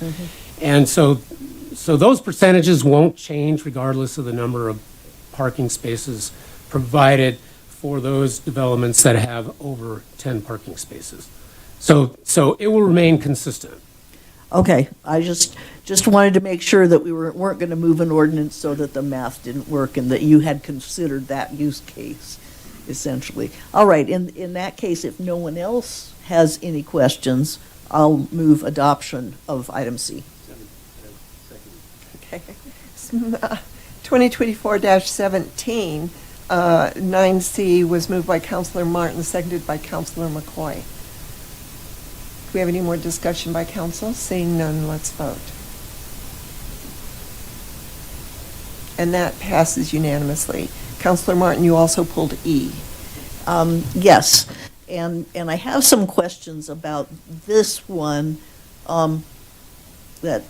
First, I want to make it clear that this is a resolution, and that this is not a purchase by the city of this equipment, this Rook device, but it's just an agreement that we have access to it. That's correct. Yeah. So I would just like to make the point that the reason I'm questioning this is that Longmont is a city that is dedicated to community policing, has been for a long time. We have an approachable and accessible, and I feel successful public safety force that does good in our community. And I'm really proud of that, and I think we all should be. But I do find the contrast between, this ordinance or this resolution about sharing a tank with Douglas County, and maybe it's a little bit of an exaggeration to call it a tank, but it's got treads and it's got a battering ram, and so it's kind of a scary thing. And so there's some irony in having this resolution follow the one about lead and core. So yeah. And it's not a tank, but we can go into that. Yeah. It looks like a a cross between a tank and a chest rook. So yeah, whatever it is, it's kind of a scary looking device. First of all, I would wonder, since we're not buying it, how this came up to council. Did Douglas County get this grant and then approach us to be their partner because their grant required that they share it with other municipalities, or Yes. how did it happen? So Douglas County secured a grant, and part of that grant was to make it a regional resource to teams, which involves the MOU. They also don't want to lend that vehicle out without some consideration for replacement if it was damaged. Officers would need to train on it. So when it was used, they would provide a driver and equipment and get it here. But from my personal standpoint, I would hope we would never have to use it. But hope is not a perfect strategy. Yes. It's a piece of equipment that in a very extreme life safety measure could save lives, officer lives, civilian lives. And if we need it, it's a tool that would be available to us. How long do you anticipate that it will take in the case of a need for it? How long does it take to get it from Douglas County up to Probably Longmont? about 2 hours. We've used a similar vehicle on 2 occasions in Longmont, once during the Residence Inn, when we had to access the 3rd floor where the person blew up the hotel room. And then another one was where a person had threatened his neighbors with an AR-15 style rifle. It turned out to be a paint gun in the end, but we didn't know it. He barricaded it in his house. We used that same vehicle. It was called, it essentially has a ladder on top of the truck that can lift you up to the 3rd floor with ballistic protection. That would be those similar examples, and that's probably over 5 years. And so for operational planning, I think it would be very rare when we would consider it. It would have to be, we evaluate all our warrant service based on the risk. So it would be a very high-risk kind of scenario where we would anticipate needing that. And I at this point, we have other resources. We have, the Bearcat that we share with Boulder County, which is armored. So we have some of those tools available to us. Larimer County has some that we can borrow, and we also share those resources regularly with other agencies. Okay. There is a concern that having military grade equipment in a police force tends to change the image and perhaps the behavior of the public safety organization, and that's my concern that I just wanted to bring up. There is a federal program for getting military surplus equipment and providing that surplus equipment to the public safety force. This is not part of that program, and I want to make that clear. That's correct. But what kind of equipment in the past has Longmont obtained, and how do you have now through that federal program? And I don't remember when we brought it to you, but we lease night vision goggles from the Navy, and then we have a small robot. They call it a ground drone, but it's a small robot. Again, when we go on these operations, the last thing we want to do is to go into that structure. So we have tools available to us, the robots, the drones, our bomb robot, that we explore those locations with tools and pieces of equipment versus people. And this tool is one of those tools that would keep officers safe, keep the community safe if we have to evacuate. But we don't have any military vehicles or military guns. The weapons we purchase are very similar to what any citizen can buy. Our officers have handguns, and then they can purchase their own rifles. Sure, and I wanted to make that point. And the bomb robot actually moves a suspected explosive device away without an officer having to approach it? Is that what Right. it does? We can use it for that, and we do use it for that. Mhm. But we also use it to search the house. So rather than send a person in, we drive the robot into the house. Mhm. It can climb stairs, it can open doors, and we can communicate through that robot. We'll also break windows, fly the drone into the house and search the house. We try to clear as much as we can without putting people at risk in that structure. Okay, good story. I like that. I wanted to make it clear. And given that, if nobody else has any questions, I will move approval of the resolution. Thank you.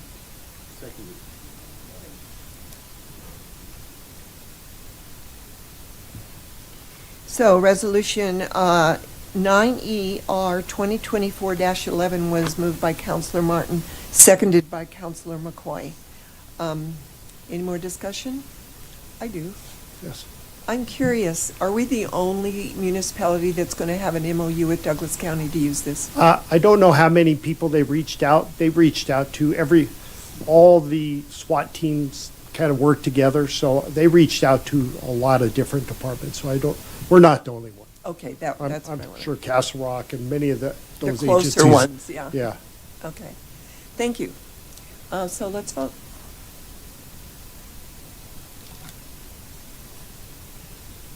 That passes unanimously, thank you. And let's take a 5-minute break. Thank you, Mayor and Council. Yeah. Yeah. We don't want to be scary.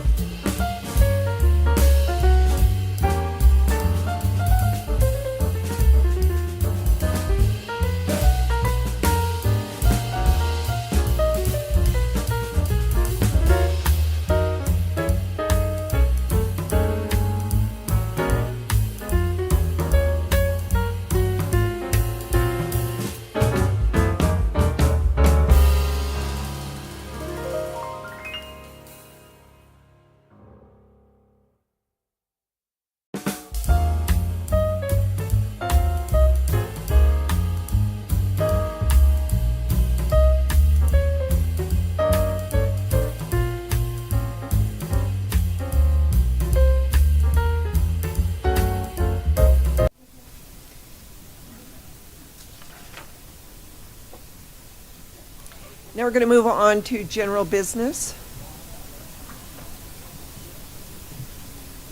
The first thing on general business is a bill for an ordinance, 2024-18. Susie, Councilor Hidalgo Faring, we are waiting. Hello. It's a bill for an ordinance authorizing approval of the Longmont Planning Area Comprehensive Plan.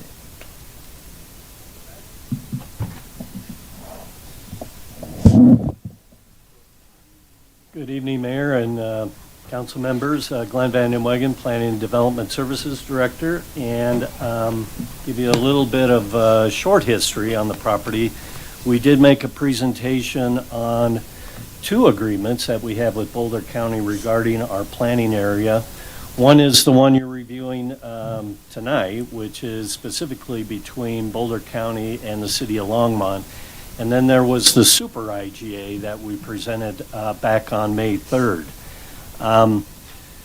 What your direction to us was to continue to negotiate to update those 2 agreements. They had at that point a drop dead date of October 16th, 2023. You gave us direction to work with staff and address and also include something regarding affordable housing in that agreement.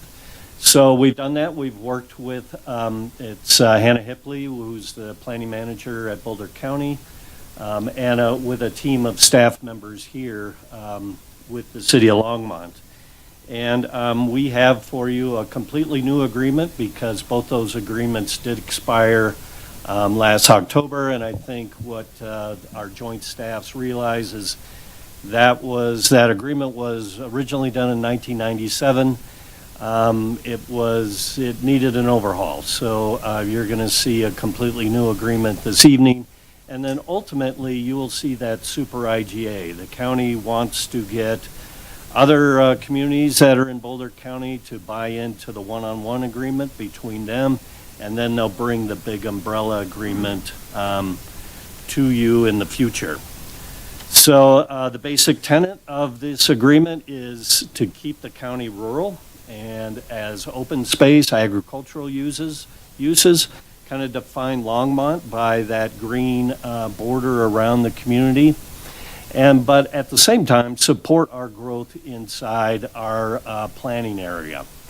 So that's what the agreement has.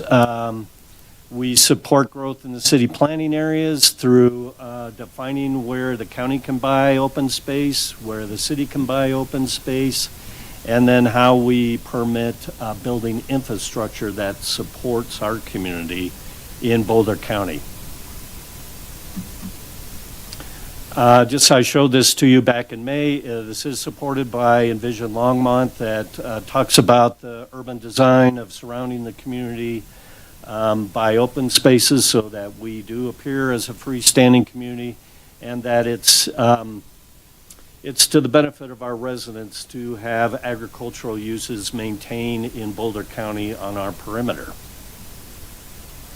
I want to talk about the 2 exhibits and all the geographic terms that are in your agreement with a bunch of acronyms. So I might use a more common term for some of these things, but one of them is the city itself, which is areas that have been annexed that we provide services to.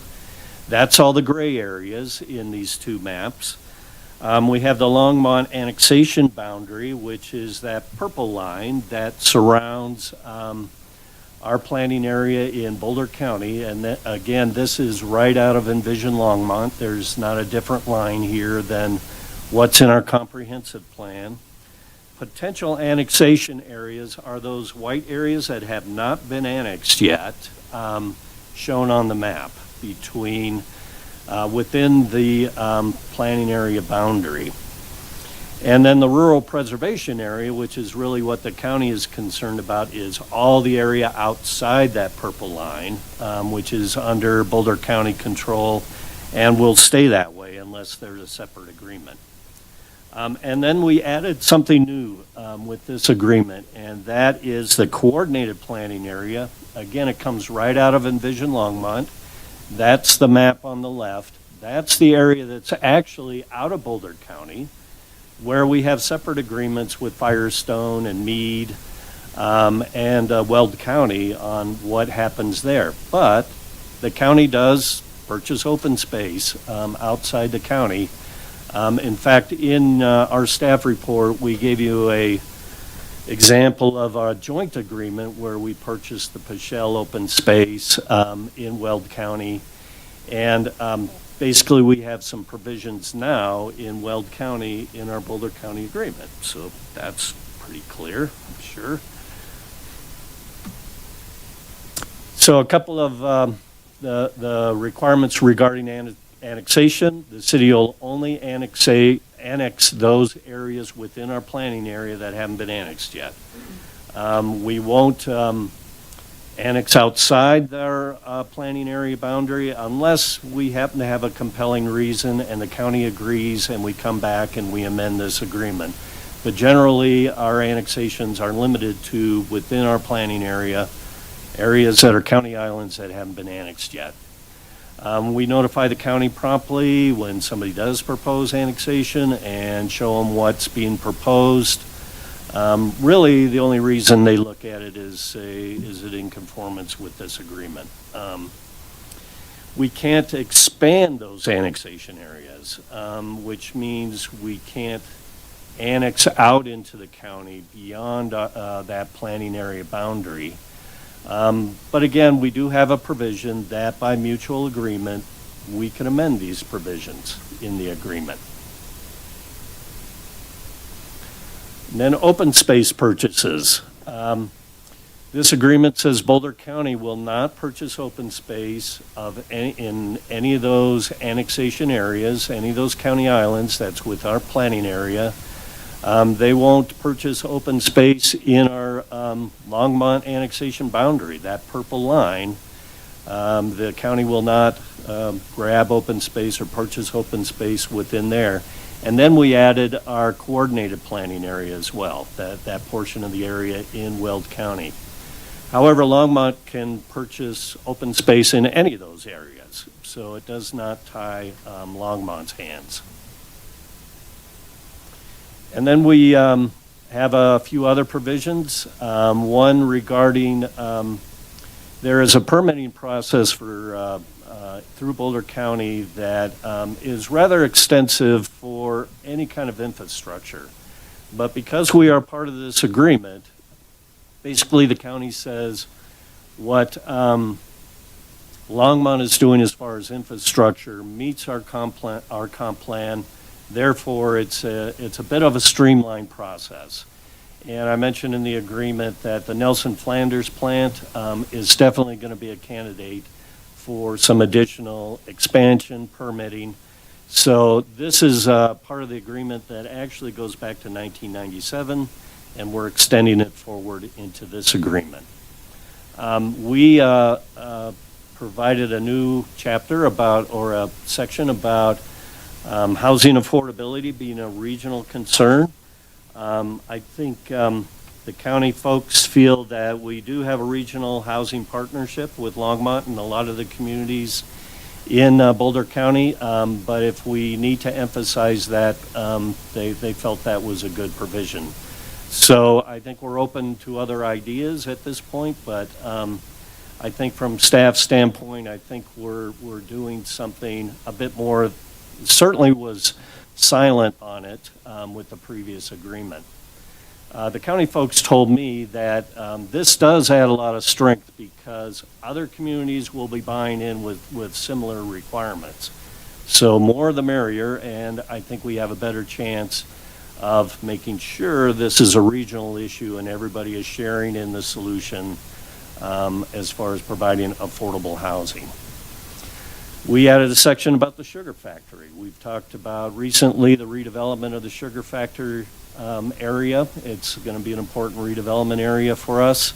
At the time we drafted this agreement, potentially we thought, well, we may want to clean it up before it's annexed. So again, we would be beholden to Boulder County to help us issue permits, and that could be small grading, demolition permits, but they've agreed that they would, that we have a joint interest in seeing something else happen on the sugar factory site, and they'll help expedite those permits.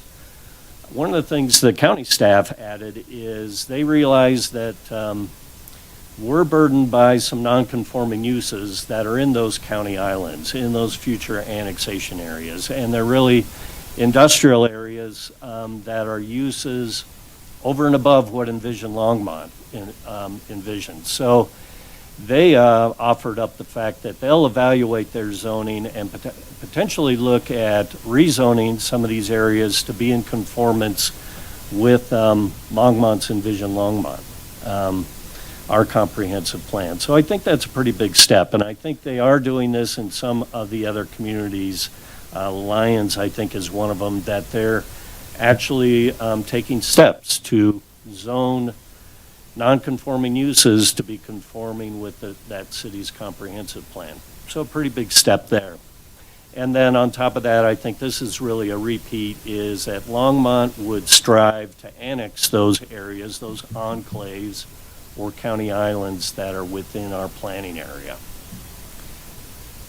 And I think that's basically it. We've been presumptuous, hoping that you could approve this on first reading. But we certainly would offer steps between 1 and 2 if you would like it come back for first reading and second reading. But we are recommending and hoping you approve this on first reading, and it'll come back for a public hearing on the 27th, I believe. So I'd be happy to answer any questions that council might have. Councilor Martin. Yes, there are some things about Envision Longmont that are a little bit behind the curve in terms of urban development policy as it stands today. This is a kind of peripheral to the issue at hand, but is there an update to Envision Longmont in its near future? Well, technically, the transportation plan is an update, at least the transportation element of Envision Longmont. So that's going through now. We really wanted the community to focus on that, so we are tentatively talking about closer to the end of the year, starting the overall land use part of modifying Envision Longmont. Well, that's a pretty near future. That's near enough for me. And the other question I had is Boulder County aligned with our intention to annex the enclaves? They encourage it? They do encourage it, and that ultimately is the ultimate answer as far as these non-conforming uses. Okay, thank you. Those are the only questions I have about it. I would say in terms of Envision Longmont, we did have the conversation about doing it sooner. But with staff capacity, that was an issue that we were struggling with. So on target at the end of the year, if we have significant staffing challenges, we'll definitely be talking to council about capacity to do it. But at this point, I think we're on pace. Councilor McCoy. Thank you, Mayor Peck. There are going to be some folks out there that are watching that kind of want to know if in these if you're referring to enclaves as like areas like the Kanemoto Conservation Easement, is that considered an enclave? Just making sure that the public is aware of that. Yes, it's one of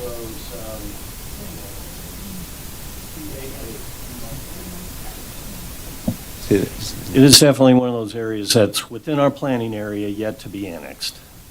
Okay. And then on the maps there, just for the general public's education, are we seeing that in that purple outlined map? Yeah, I can jump back.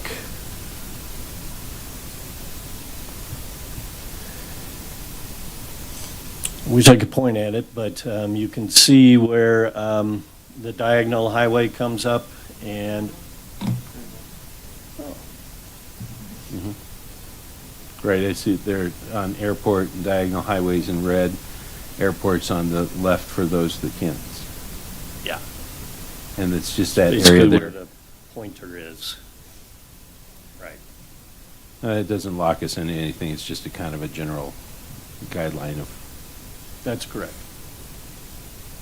all right, I'm just making sure that folks that are watching are, up to speed, so they don't assume we're just doing this at 9 o'clock at night and the.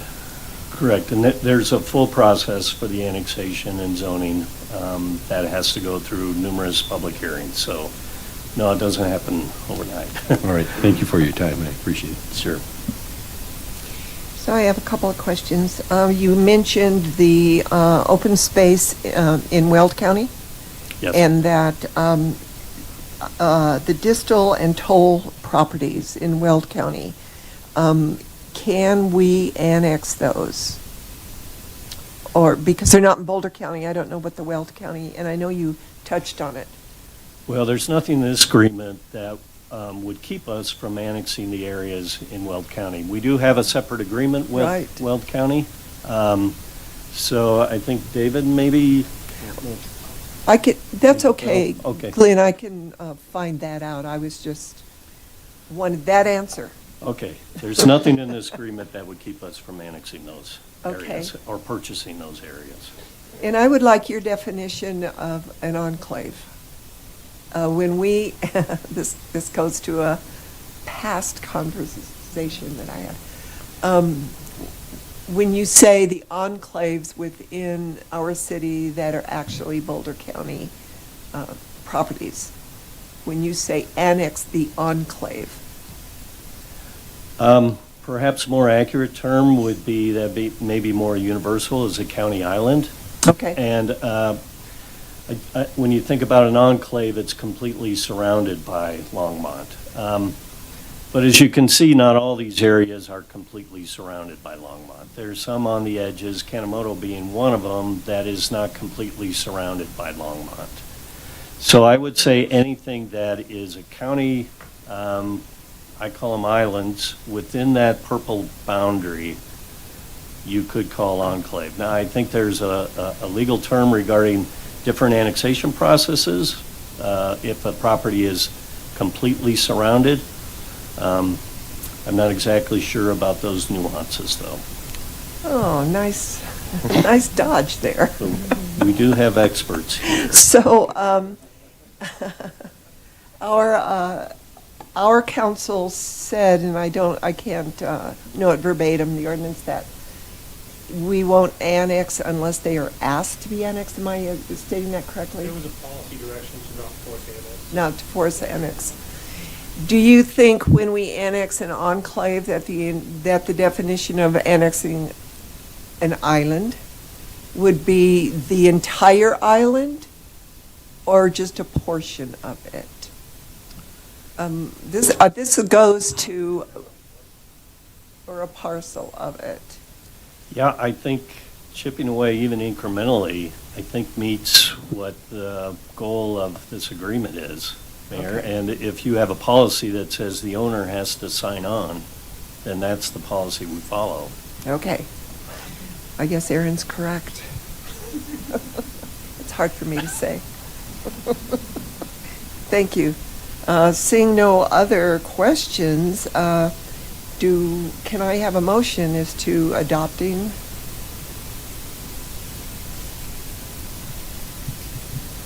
I move ordinance 2024-18. Great.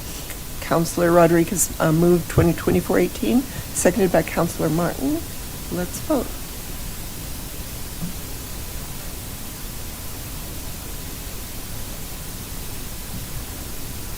That passes unanimously. Thank you, Glenn. Thank you.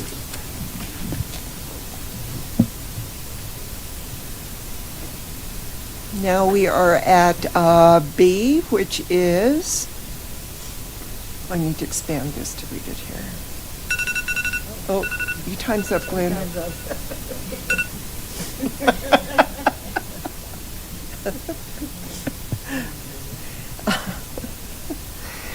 So the next one is a proposed ordinance amending section 13.20.050, public lands regulations, and adding section 13.2.110. And I see David Bell at the podium.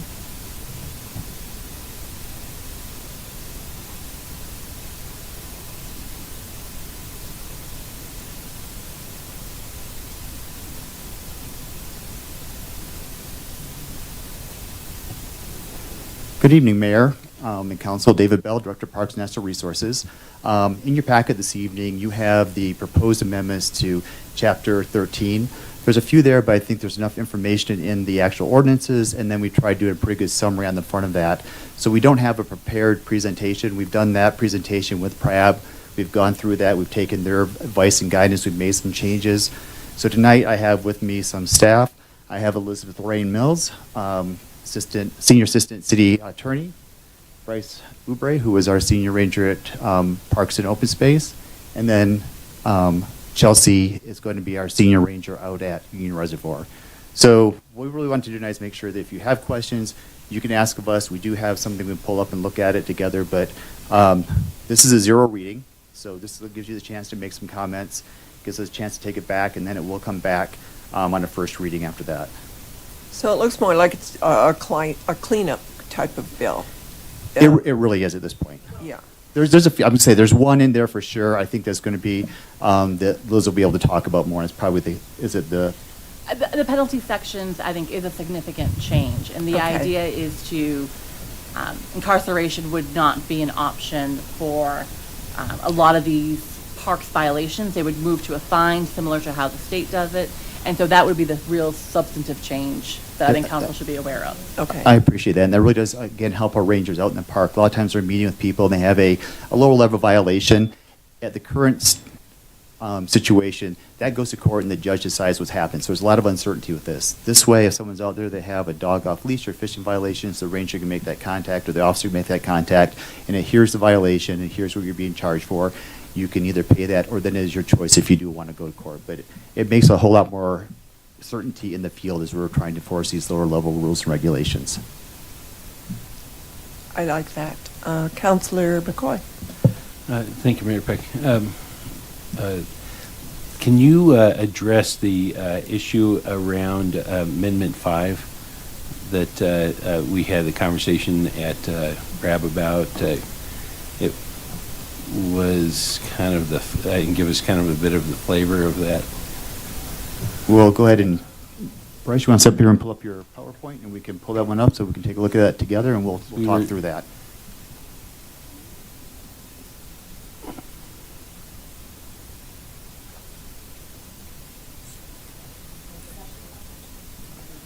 Yeah, is this the right one? Yep. Okay. Just our conversation when we were talking about how we wanted to be careful about what we were talking about with, like, sometimes people would want to spread the ashes of their loved ones. Oh. I got you. It would be this one. Okay, sorry. Yep, so this new ordinance would be for, like you said, like spreading ashes, depositing personal property, things we don't want to call trash. Right now, that would fall under trash, and that's can be disrespectful to certain items that are left behind. So by saying deposit, store, or install items of personal property, we're not calling these items trash, but we're also protecting the public lands.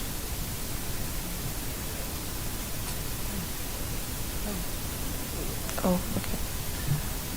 I just wanted the general public that didn't attend PRAB or watch the video or that see this understand that nuance there, because that's kind of the flavor of our conversation there as the group, and I thought that was really great that you made those distinctions, because you can probably tell that the council, that people are doing this, out of the best intentions, but probably not very health conscious for the community as a whole. Right. Thank you, sir.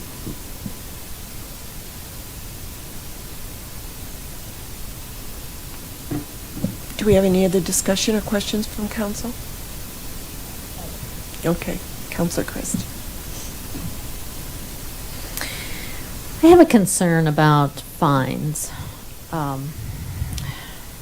I know that the public is responsible for understanding ordinances, but it is actually a large body of work, ordinances for the city. And so I have a schoolmate that is a park ranger and has served for probably 25 years.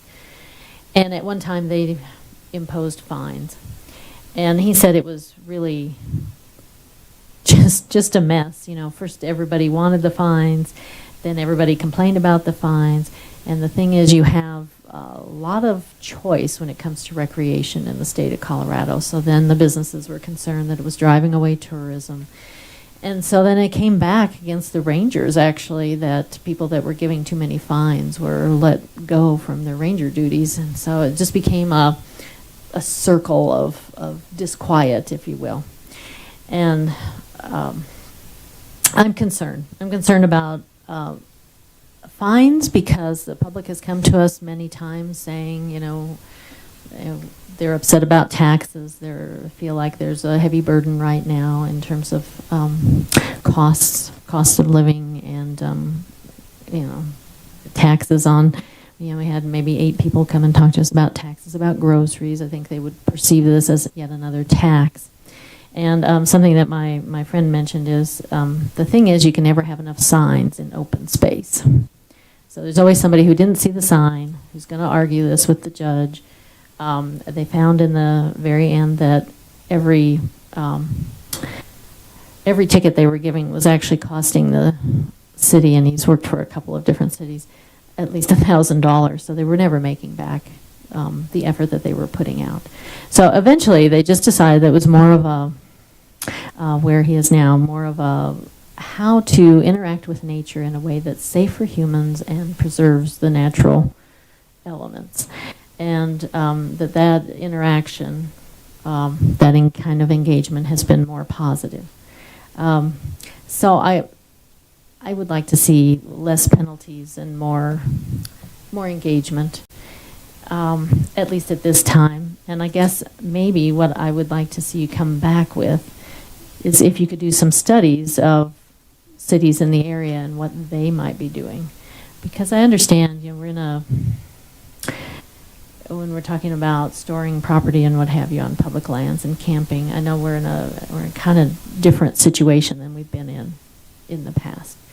So I just would like to know what other cities are doing, have some consistency in the region, because we will be competing with them for participation in nature and beautiful environments. Go ahead. Mayor Peck, Councilmember Christ, David Bell again. And again, I think I hear what you're saying. I think that's one of the reasons the Rangers brought this forward, really, because right now this is going to court, is taking the judge's time. There's uncertainty. That fine can be fairly steep. It can be less. It can have jail time with it. So what this is really doing is trying to get down to a known quantity for a violation. With our ranger group, I have worked as a ranger with Boulder County.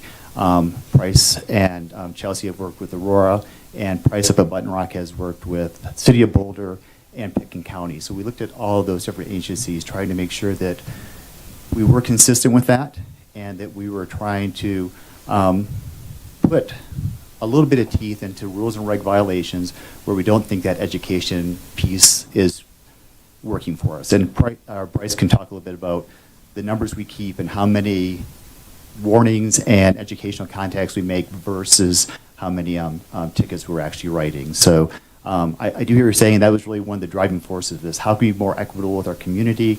How can we make it easier for rangers to have contacts? But still, how do we have the ability to make people recognize that if you're hunting on open space, if you're harassing wildlife on open space, if you're damaging our property, that some of those things do have consequences. And if you don't mind, if Bryce, you could talk about some of the numbers you've collected this year with your contacts. So I thought you said it beautifully about what rangers are trying to do. We're educators, not enforcers. Like David was saying, our contacts last year, I think 97 enforcement contacts last year, 97% resulted in a warning or just education, and 3% made it to the full summons portion. So basically, the way that we work as educators, giving people the benefit of the doubt, first warnings, second warnings, if you're getting to the point where we're writing you a $100, $200 ticket, you've been warned multiple times and you're just disregarding the rules at this point. So even if you miss the sign, then I'm the sign now. I will speak to you. I will kind of relay what the rule is, why the rule exists, how it's protecting the resource, and give you that benefit of the doubt. It had to be a very extreme circumstance of why I'm writing you a ticket first time I ever talked to you. So we like to be educators. We like to have that discretion. We trust that people that are in open space and public lands are trying to do the right thing, and maybe it's just ignorance of the rule or not understanding how their actions are affecting the resource, and that's what we're here for. So we're not going around handing out $100 tickets every day. I think we wrote maybe 12 last year out of thousands of contacts. So it's in the very extreme, rare occurrence where our education and our warnings are going unlistened to, and we're kind of left with this is our final way to get people to follow the rules. But ideally, this is an extreme circumstance, and I don't like writing tickets. It makes for bad contacts. I'd rather be the friendly park ranger and kind of explain why the rules are the rules and get people to engage in why we're protecting this resource. Out of the 12 tickets that you wrote, were they successful? Did you get fines? Yeah, they all went to court because they were court summons, and then they were prosecuted in court.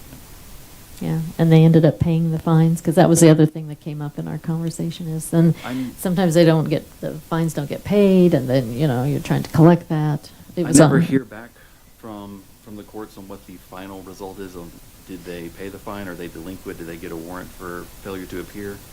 I really don't get that feedback unless I'm summoned to court to testify. But to the best of my knowledge, most of them are paid, but that would be a guess. I'm not sure how many FDA'd or didn't pay.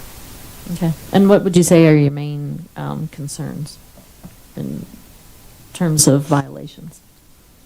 For like a ticketable offense? Mm-hmm. See, most of them are dog off leash when I've talked to them 2, 3, 4 times. Mm-hmm. Every ranger might have one or two that it's just a ticket first offense, like child without life jacket. If I contact a parent and their child's on the water without a life jacket, could I give them a warning? Yes, but that's a serious offense in my book, so I go ahead and write the ticket and let them know how serious that is. Okay. Thank you. Of course. Thank you. Councilor Martin. Thank you, Mayor Peck. In general, it sounds like you have a lot of discretion about whether you write a ticket or not. And I just want to ask a question to talk about how important that is. If somebody that is doing something like your child without a life jacket is a great example, or using a powered water vehicle where it's not appropriate, Sure. Those things. Fines for those things are great because they are a deterrent to the people that are going to incur those violations. I see a lot of fires in certain places, and there may be some about camping. There's a class of violations that are more likely and more able to be committed by indigents in the open space. And my concern is that fines are not really meaningful as a deterrent to an indigent, because they never have any money and they're never going to pay them. But they can become, a stack of overdue fines can become a deterrent when that person finally comes in from the cold and wants to enter coordinated entry or some other program that will help them become housed, and then they've got these pending fines. So are you aware of, or are your rangers aware of using their discretion and not fining people in that classification so that that bad outcome doesn't happen or is less likely to happen? Councilmember Martin, David Bell, I just want to start this one. Bryce could answer this one perfectly, but as the person that kind of thinks sets the tone for this, I want you to know what a great group of rangers they have out there, and their first piece is that education, but also providing information on services that the city provides. That's the first contact they have when someone's out there and they're experiencing homelessness, is what do you need first? How can we help you get to that? They work in conjunction with other city services to provide that. They call them in as backup or support when they're making those contacts. But again, sometimes those always can progress, but we're doing that in a very methodical process as we're working with our other agencies in-house here. But I want to set that as a tone of this group, that again, our first piece with people who are in that situation is we're trying to help them access the services they need, but then at some point we would have to make sure that they're also responsible for activities. And we've had fires out on open space properties in our parks because of people having that because they weren't taking advantage of those services. I'm just going to share a piece too. When these nights are cold and stuff, Bryce has been out there with hot chocolate trying to get people to take services. So that's the kind of rangers you have out there. So so I'll let you guys that's good to walk know. on in if you want to add anything else, Liz or Bryce. You're 100% correct that what's more likely to get someone to engage with outreach, a $100 ticket or getting, Hot chocolate. Yeah, or getting like risk management and harm reduction involved. That's that's much more effective than adding to their rap sheet or giving them a warrant that it's not helping anyone. So yeah, we'll do a lot of public outreach, resource referrals. If it gets to the point where we have to write a ticket, then, I mean, at some point I might have to go that route. But like David said, as rangers, I feel like we're good people. We care about other people, and we do a good job of taking that discretion. We're trying to use the least enforcement necessary to get the job done. So if a simple talking and offering resources to get the job done, then why am I writing a summons? That's overkill. So. Sure. So you do then carry materials that you can give away, information that people can use to access services. Absolutely. Because I had heard this said in the past, and I just wanted to make it public that it's still true, that you're still doing this. One other question is, do you feel like the rangers, after a while, get to know the people who are in and around Longmont and in that situation? You know who they are? Yep. Yeah. Okay. All right, that's good to know, too. Thank you. Of course. Thank you. Seeing no other questions in the queue, I am going to move to direct staff to bring back the ordinance as presented. All right. Is there any more discussion? Seeing none, I move the, let's see, it was ordinance 13.20.050, and it was seconded by Councilor McCoy. I think I messed up. Sorry, that was Yeah, me. you just need to direct Apologies. us to bring us back. This is first reading, or this is zero reading, so Oh, you it's just not, direct it's us just to bring a- it back. And then That's we'll- right, that was the amended section. Yep. So bring it back. Yes, Let's ma'am. vote. Thank you, Council.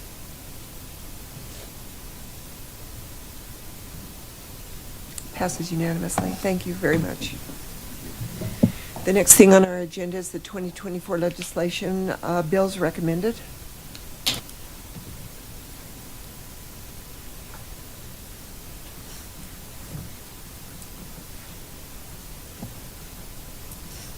Mayor Peck, members of City Council, Sandy Cedar, Assistant City Manager. We actually only have one bill today because Matt just let me know that the pet animal licensing has postponed indefinitely, so there you go.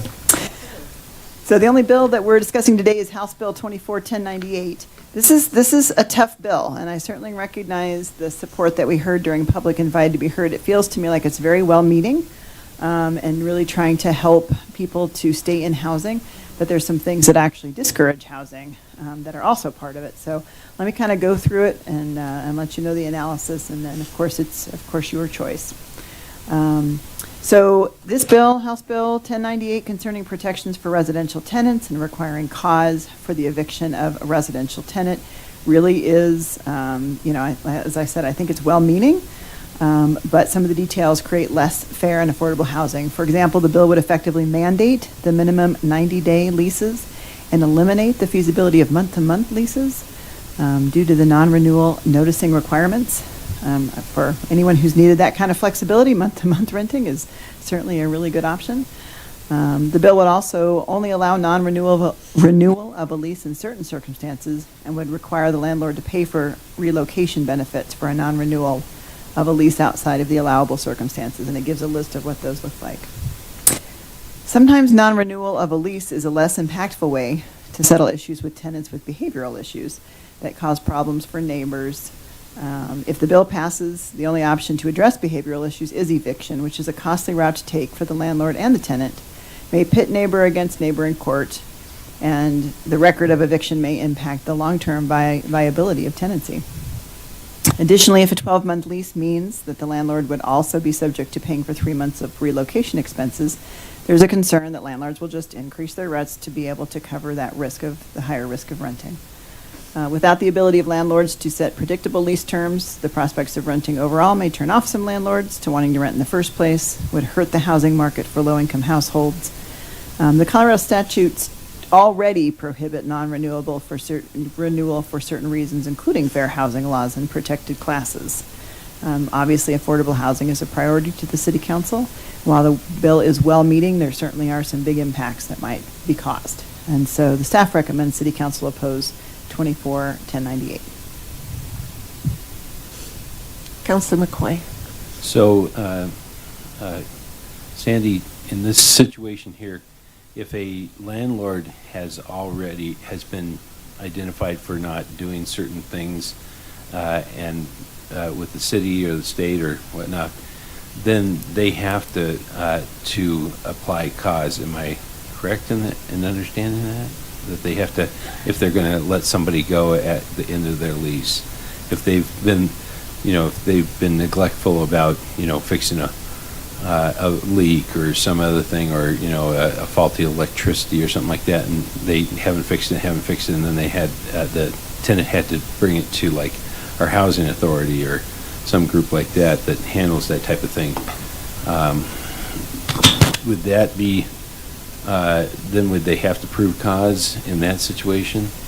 There are certainly some pieces that really make sure that you can't do non-renewal for fair housing laws for protected classes. In that particular situation, I guess it's kind of complicated, because if they were using a Section 8 voucher, there are requirements that go along with that that would require the landlord to give particular sets of cause. I think what this bill is trying to do is to make sure that landlords aren't just kicking people out with no real reason, right? And that's very well-meaning and a good idea. Right. But at the same time, I think some of the downsides of it, create more problems. To answer your question specifically, I'm not sure that they would have. I think if they let's say it's not a Section 8 voucher. Yeah, if they get cited for something, they have to then. My understanding, and maybe I'm misunderstanding it, and maybe somebody can tell me differently, but that if you're at that stage where you've had repetitive things where you had to go and get, city or county or some group like that involved because the landlord's not being responsive, then when they go to, finalize the lease with that individual, they have to give cause, but maybe So I think what this legislation is really, if you're the landlord and you're going to terminate the lease, in terms of terminating the lease to the leasee, it's about cause. And so it's a little bit different than the tenant having an issue with the landlord, because then that will fall under, does something fall under fair housing? Does it fall under habitability standards? That's sort of the reverse coming in. This is really about the landlords and the actions that they take with individuals. Right, just not having to give cause. Most landlords, if they haven't been cited for that and they fixed it, but they feel like the tenant has been really, the squeaky wheel about stuff, they haven't involved some other entity into it. But they are always, well, this needs painting, that needs changing, that needs fixing. And the landlord says, at the end of their 12-month lease, I don't have to give you cause to do that, and that's what this indicates. But if the landlord, what I was asking is if the landlord has been cited and it has been brought to the attention of like a housing authority or some sort of thing like that, not being Section 8 vouchers or anything like that, somebody try to force the landlord to actually fix things that they should have fixed a while ago in a prompt sort of way according to their lease, then they have to give cause of why they're letting breaking the lease or changing the lease or not extending the lease to month. Yeah, I would assume that that's a fair housing issue. I mean, the way that you're describing it, so you're saying that the landlord didn't do their end of the bargain and then at the So I end think what I'm non-renewed saying- because they got reported. That, in my mind, would be a fair housing issue. Yeah, and what I'm saying is I think it already exists in those types of situations. It's just for the ones where we don't have any of that evidence to suggest that. This actually came up today in your Housing Authority Advisory Board meeting. And so you have landlords in the group, we had mediation members in the group, and they were pretty concerned about this because within this, while you don't have to give cause, it actually, one of the individuals that is a landlord indicated, well, I don't have to give cause, but I can raise the rent to $6,000 a month. And there's nothing that this legislation fixes in that. So they can essentially price them out in dealing with this. Another thing that came up from the group was, and we talked about this, one of the things that a lot of landlords do when they're working with tenants, whether it's failure to pay or it's significant issues, they actually, part of the process that you go through in terms of eviction court is you go through a mediation process. It is not uncommon for landlords to agree to a termination of the lease instead of going through eviction. And what that does is that eviction then is not on the record of the tenant. On the mediation side, they were incredibly concerned that what it's going to do is push more people to go through the full eviction to deal with the issue. And once an eviction is on somebody's record, it really limits their ability to rent another property. And so that piece was in play. Another thing that they talked about is when they look at this, what they're hearing from, and these are the local landlords, these are the small ones. A lot of them are really now starting to think, do I even stay in this market because of the expense and everything that they have to go through. And so there was some communication to us about people that are selling, that are renting naturally affordable housing, actually starting to look at selling their houses to REITs, which is a real estate investment trust. And then that starts getting managed not at the local level, but at the broader state and national level because of the expenses that were associated with this. And so that then starts changing how all of this comes to bear. And as we had that conversation, the intent's there. I think what everyone was really concerned about with this was really the unintended consequences that will come out of this. And what was really interesting to me is the fact that in listening to that conversation, people are already having that conversation of, well, if I can't do this, then I'm going to do this, or then I'm going to raise the rents. And so all of that is, I think, why we're concerned about really what is the unintended consequence, and at the end of the day, is this going to have more of a negative impact on someone who rents properties because people will start shifting how they approach it. And what was really interesting is I had in that room, there was a landlord on one side talking about it, and there was someone from our mediation program on the other side talking about it, and they were almost saying exactly the same things.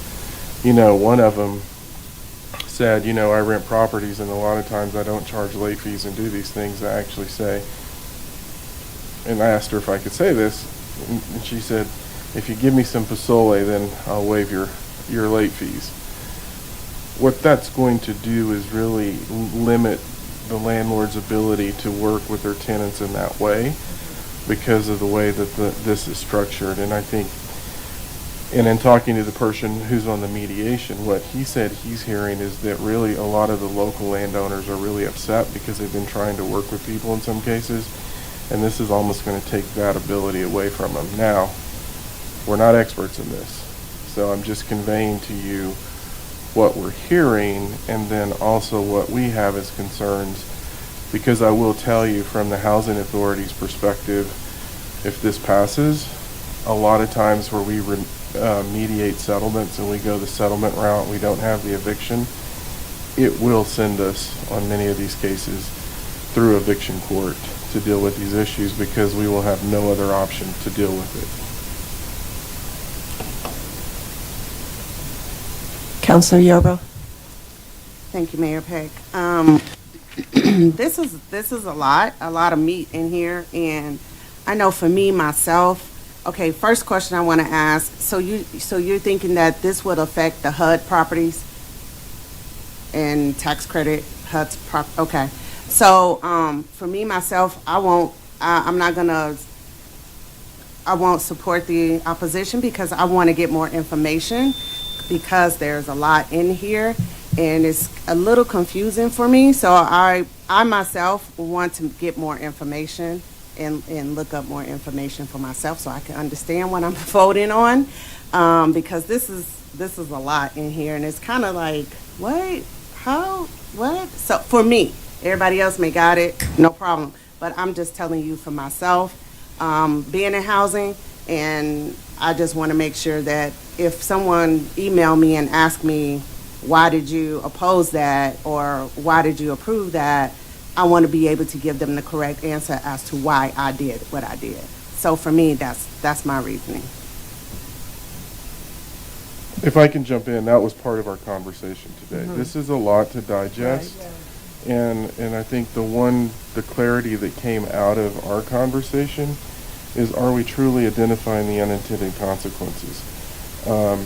There was, Lisa was part of a update on this legislation today, and I think there's actually going to be a recording of it that we may be able to send to you all. Oh, good. Where some attorneys were actually advising the broader rental association in terms of what this really does.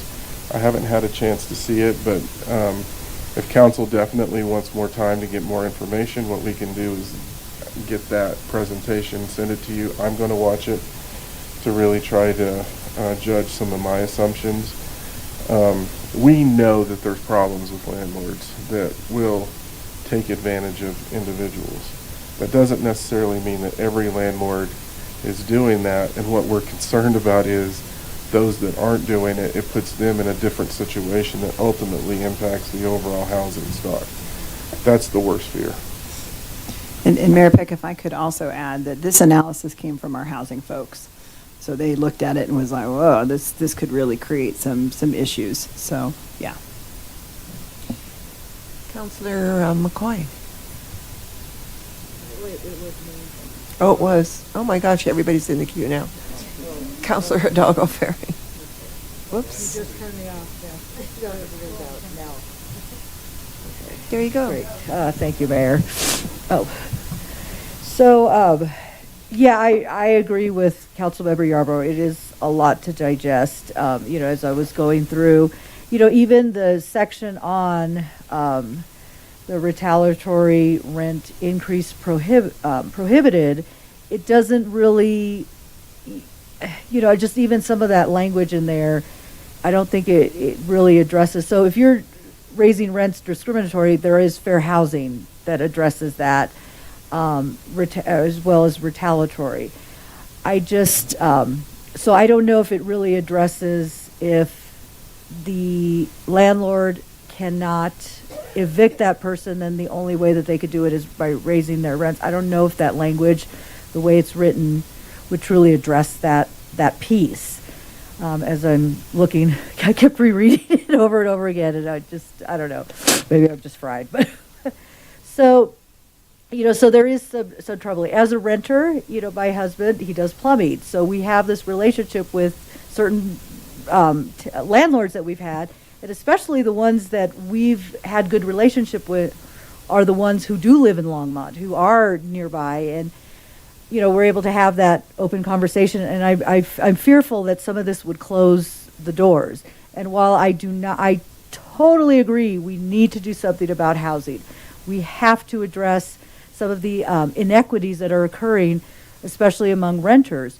But does this bill, as written, would it address that? Would it really address some of the larger scale property management companies that aren't even stationed in the state of Colorado? So I still, as I was kind of scrolling up and down and kind of, I'd read it and kind of sit on it for a while. And I think there's more that could be done with this and some things that could be changed. I would really like to have an opportunity well, as well, not just to see a presentation on this, but also find out from the makers of this bill, did they analyze what could be, for this piece of language, what could be a negative impact, looking at all the possible scenarios. So I want to be careful about that. I know there was some compelling testimony about, supporting this, and I don't disagree with the intent, but I'm afraid that the impact might be more negative than what we can, than what's proposed here. If I can jump into one of your points, one of the things that came out of the conversation, again, these are things we're going to have to truth test, is that if you have now a 3-month relocation cost and you have these additional legal requirements, we're now having to put attorneys on retainer. We're having to pay attorneys to deal with this, and we're having to calculate the 3-month, and all that's going to happen is those costs are then going to be embedded as part of the expense and then go into the rent. And that was one of the things that they were talking about, is that it's just inherently going to add to the rental costs because they have to recover those expenses. Now, is it true? Don't know. I just know that that's what was communicated, and definitely we'll look into it and bring it back to you. So I don't know who was first in this queue, so I'll go with Councilor Crest. Whoops. Oh, Again. okay, so, well, what I have heard is if you want a good rental rate, go to an independent local landlord. And what I hear from the landlords is they really go the extra distance to make sure that the person can afford the rent so that they don't have to have an eviction.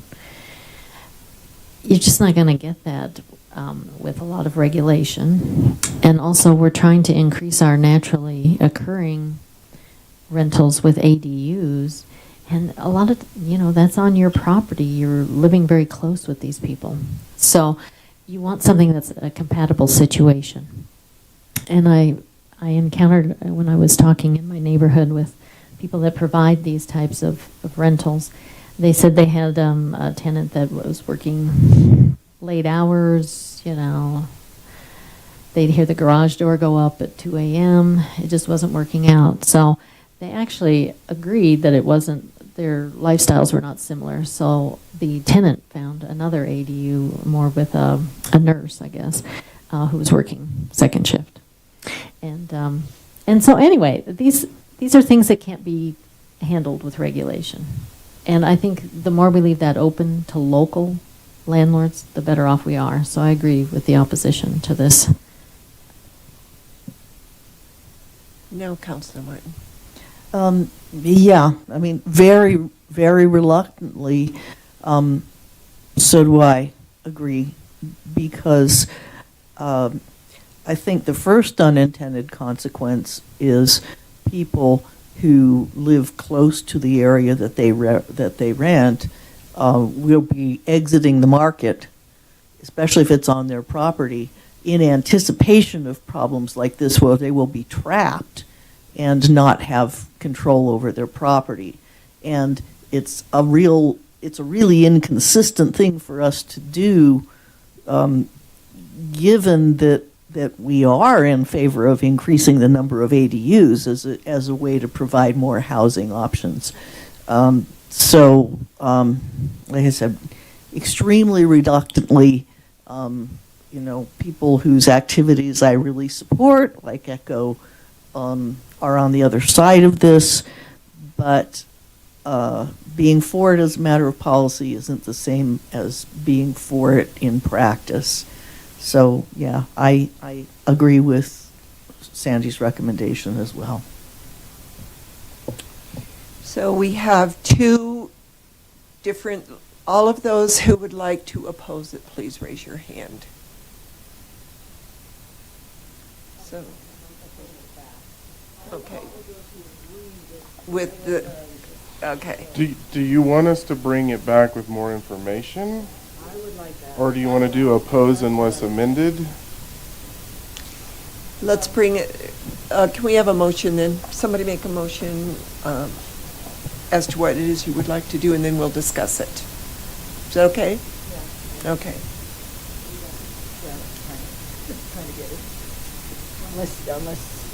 Okay. So, either one, I'm, I'm okay. So I would move to have this brought back with more information so we can make a better informed decision. Hidalgo Ferry wants it brought back with more information, seconded by Councilor Yarbrough. Now it's open for discussion. Councilor Martin. There was one question that I wanted to ask Sandy, because, I think this is probably a good solution given where we are. But do you know when this is first scheduled to be heard by committee? Let me look that up real quick. Well, she's looking that up. If council wants us to bring it back, I know we were going to try to reach out to the fair housing attorney that we've contracted with to see if they, obviously we're going to have the information we'll send to you, but we also want our own legal counsel to give us a read on it too. Because when you're asking questions of that attorney, a good question is there a potential amendment that sort of is a little bit more empowering to the landlords under this and still provides main protections to the tenants? Because this is a really, I would want to exit being a landlord under this. Well, she's looking that up, to give you a sense. It's tomorrow, Sandy. Oh, shoot. 1:30. Well, that's the first hearing, right? So. Transportation, Housing, and Local Government. Yes, Mayor, 1:30 tomorrow. It's been assigned. Yeah. So one thing is whether, no matter what we do, it's not going to affect that hearing, right? I usually send these out tonight. Okay. I'll send it back out tonight. So one solution is you all Not could oppose unless amended, and then we could bring it back with more information as a potential solution. Or you could wait and see if it comes out of committee before you could do that, continue too. down the road. Right, because there are other shots at this. That's true. This is just the first, this would be the first committee. All right, well then let's go ahead and vote on Susie's. Seeing no one else in the queue, let's vote. Let me see what so it was to direct staff to bring back 1098 with more information. No more discussion, let's vote.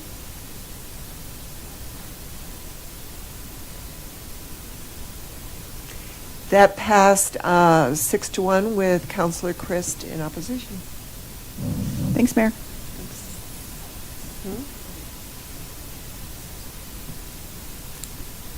It's worth discussing. Okay, let's see. We are now at final call, public to be invited to be heard. Is there anybody in the public that would like to address council? Seeing no one, we'll move on to mayor and council comments. Anyone want to make a comment here? Seeing no one in the queue, we'll move on to the city manager remarks. But let's go quite right to Eugene, city attorney remarks. No comments, Mayor. Okay.